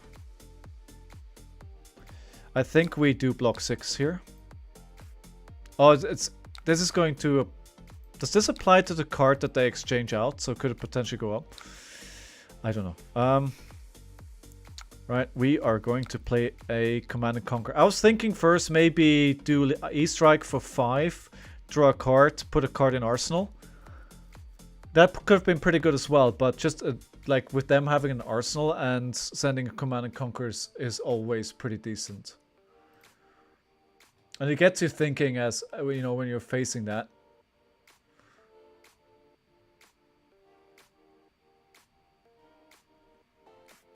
Alright. So I'm guessing there's going to be, well, I was going to say a D-React, but they can't block with D-React. They were just thinking, what else do I need to block this with? Alright, 3 card hand again. Again, they function quite well on 3. This is going to be 5 go again. Youchers. I don't really have a turn.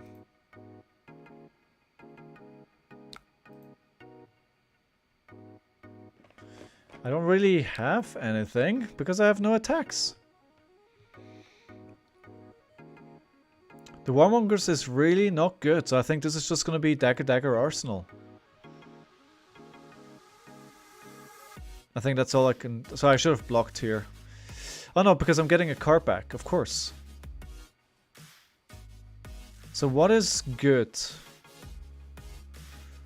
I think I'm just going to get the Leave No Witness back, right?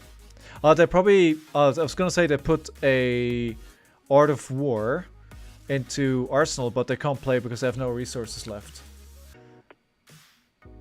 Okay. I'm gonna block 2. No. Wait. Sorry, my friend. I don't need to do that. I can just block 4.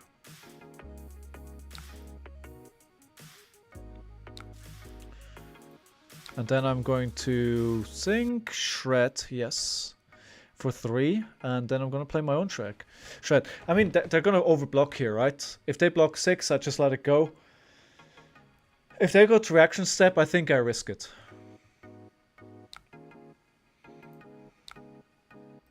I still wonder why that Shred earlier on didn't do what I was expecting it to do. Okay, so we have another 4 here. Do I block this? I think the answer is clearly yes, because I am blocking.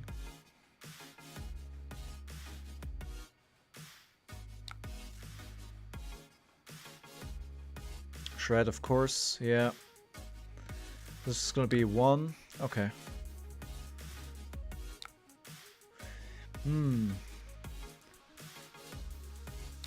Okay, I'm just going to play my codex here. I'm going to do Dagger into getting another Leave No Witnesses back.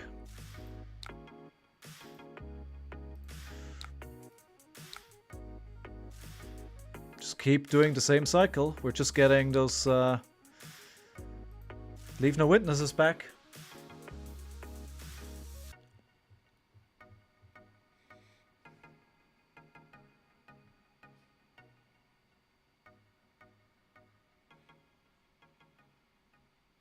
All right. We're just waiting. We're just waiting. Just waiting for them to make a decision. If they want to prevent this, they probably need to invest at least 2 cards. Yeah, they need to invest 2 cards because I took away 1 from reactions, 1 from attacks. So most likely that impacts almost every card in their hand. So if we get 2 cards here, I think that's good. And then they have Frailty as well, so this is going to be -1. The daggers are going to be -1. I am quite happy with this outcome. But I think we've played all our codexes now. Yes, we have. And we're down to 14 cards. So we're getting pretty close to the bottom of the deck here. They have 20 life and they have more cards than I do. Okay, so do we care?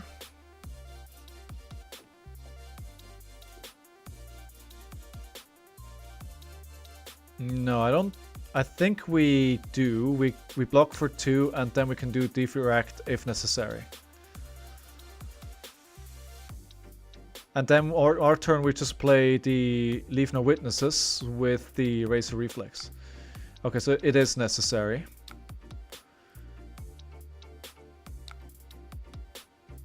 Okay, saved. Alright, we're gonna get that Spring Tunic counter. We are going to attack with Nerve Scalpel. Pitching a Shred. Pass. Then we're going to play the Leave No Witness, the Shred. Yes, that please goes to the bottom. And then we can push that to 7. Thank you everyone for being here. If you enjoy the gameplay loop, if you enjoy me talking to myself, and you guys of course, then please give me a follow. I'm here 4 times a week.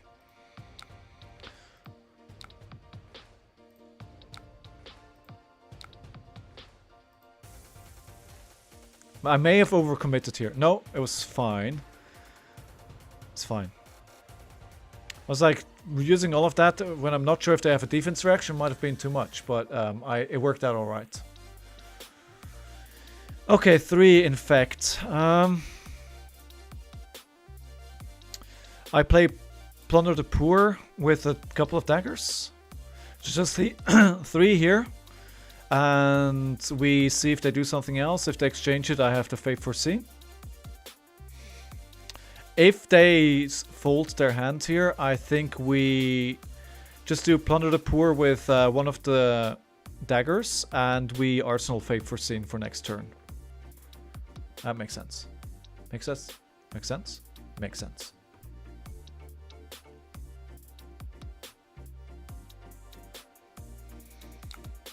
They are doing it. Alright, so we are covering that up.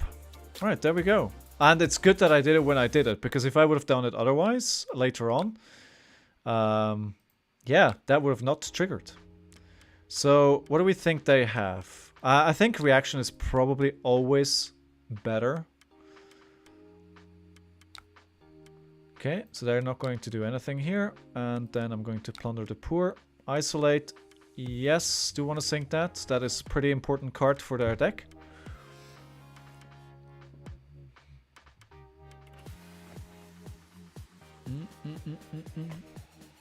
Four. Let's see if they defend this. Again, they need 2 cards at least to block this. They're passing reaction. I mean, let's see if we can get another card then. Yes, we can. Yes, we can. I'm down to 8 cards though. Ooh, I didn't know how close this was getting.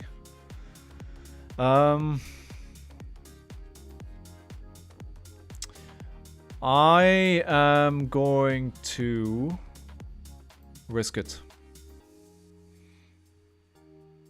Okay, so this is 4. That's pretty bad. That was a bad decision. Bad decisions have been made.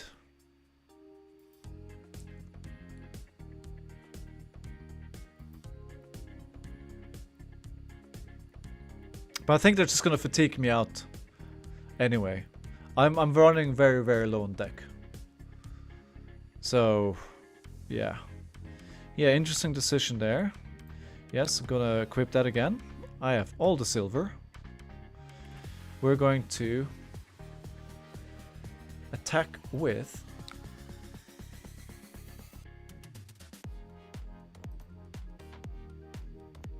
I wonder if I should just play Already Dead here or Slay the Scholars. Let's play this. So 6, this needs 3 cards. Maybe we can still somehow pull this out, but I'm so low on deck right now. If this goes through and I can play a mask, I mean they're getting pretty low on cards as well.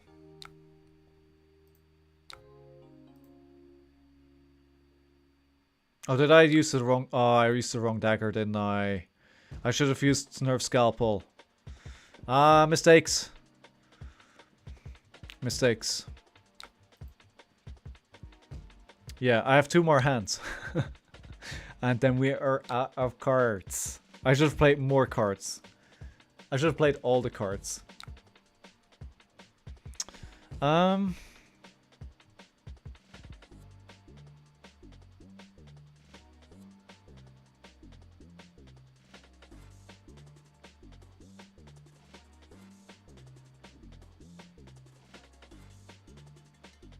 It's a pretty good hand, but the problem is if I just take this, I might just be dead.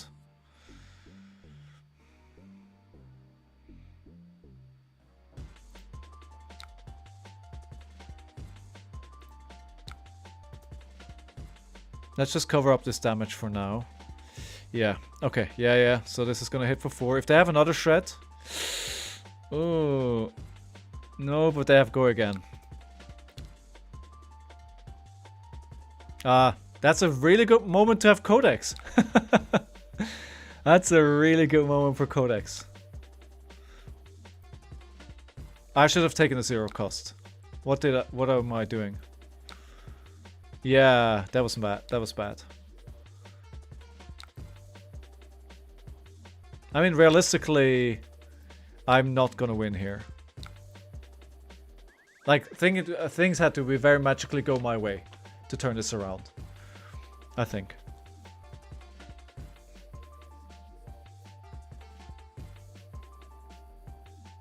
Let's see. Let's see. Maybe they have a terrible hand. Maybe it's all non-blocks.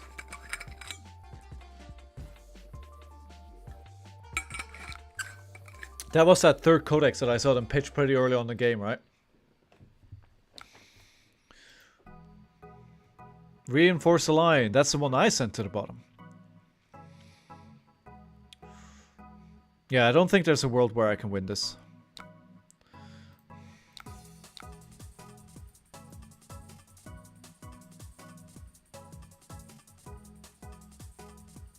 GG. Good, well played, well played, well played. Okay, that was fun though. So we have how many more heroes to go here?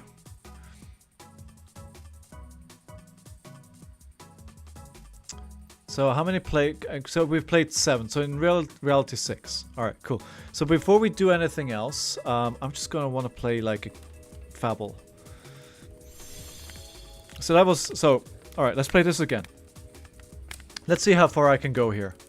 Challenge mode. All right, I want to do all cards. Attack power. I think this is a blue. Nope, it's a red. Oh. Phantom Wraith. Alright, that's 1. This is a second swing. 2. This is a lightning surge. Yes. Then we have this blocks, I would say, for 3. 2. Boo. Tumble tie. Everyone knows tumble tie. This is a soup up. Alright, this is 100 wins, is blocks for 2. And then we have a... Oh, I don't know which one. Talisman of Balance? Yes! Okay. Doesn't look like a talisman. Shade and Swing. I think this is for 5. Yes. Zipper hits. 3-3. I think this is... no. Ooh. Oh, we didn't get very far, did we? Alright, one more time. Let's try this one more time. What? Oh, there we go. Bramble Spark. Must block for 2, right? Yeah. Point to tip. I think that is red. Yellow. I don't know. This blocks for 3? 2. This is not gonna go well. 6. 6. 7. Oh. Well, I tried. We'll try this again another time. Anyway, guys, I think I'm gonna call it a day here. Thank you so much for being here once again. I hope you enjoyed watching me play Flesh and Blood. If you want to know when I'm going online and live next time, just follow me and you'll get a notification. Also, if you have a subscription that you're not using, I'd love for you to subscribe. I have a YouTube channel where I upload all my videos on demand, so go check that out as well. And I have a few short videos that I have a new series that I'm creating on YouTube as well, so that is also something to check out. Otherwise, I don't want to drag this on too much. I just want to say thank you very much everyone for being here. I really appreciate you. I appreciate you giving me your time, which is your most precious commodity. Thank you for watching the games. I hope to see you again sometime soon. Other than that, Merry Christmas. If I don't see you, Happy New Year. And I hope to see you on my stream on Tuesday when I'll be streaming next. Until then, bye-bye.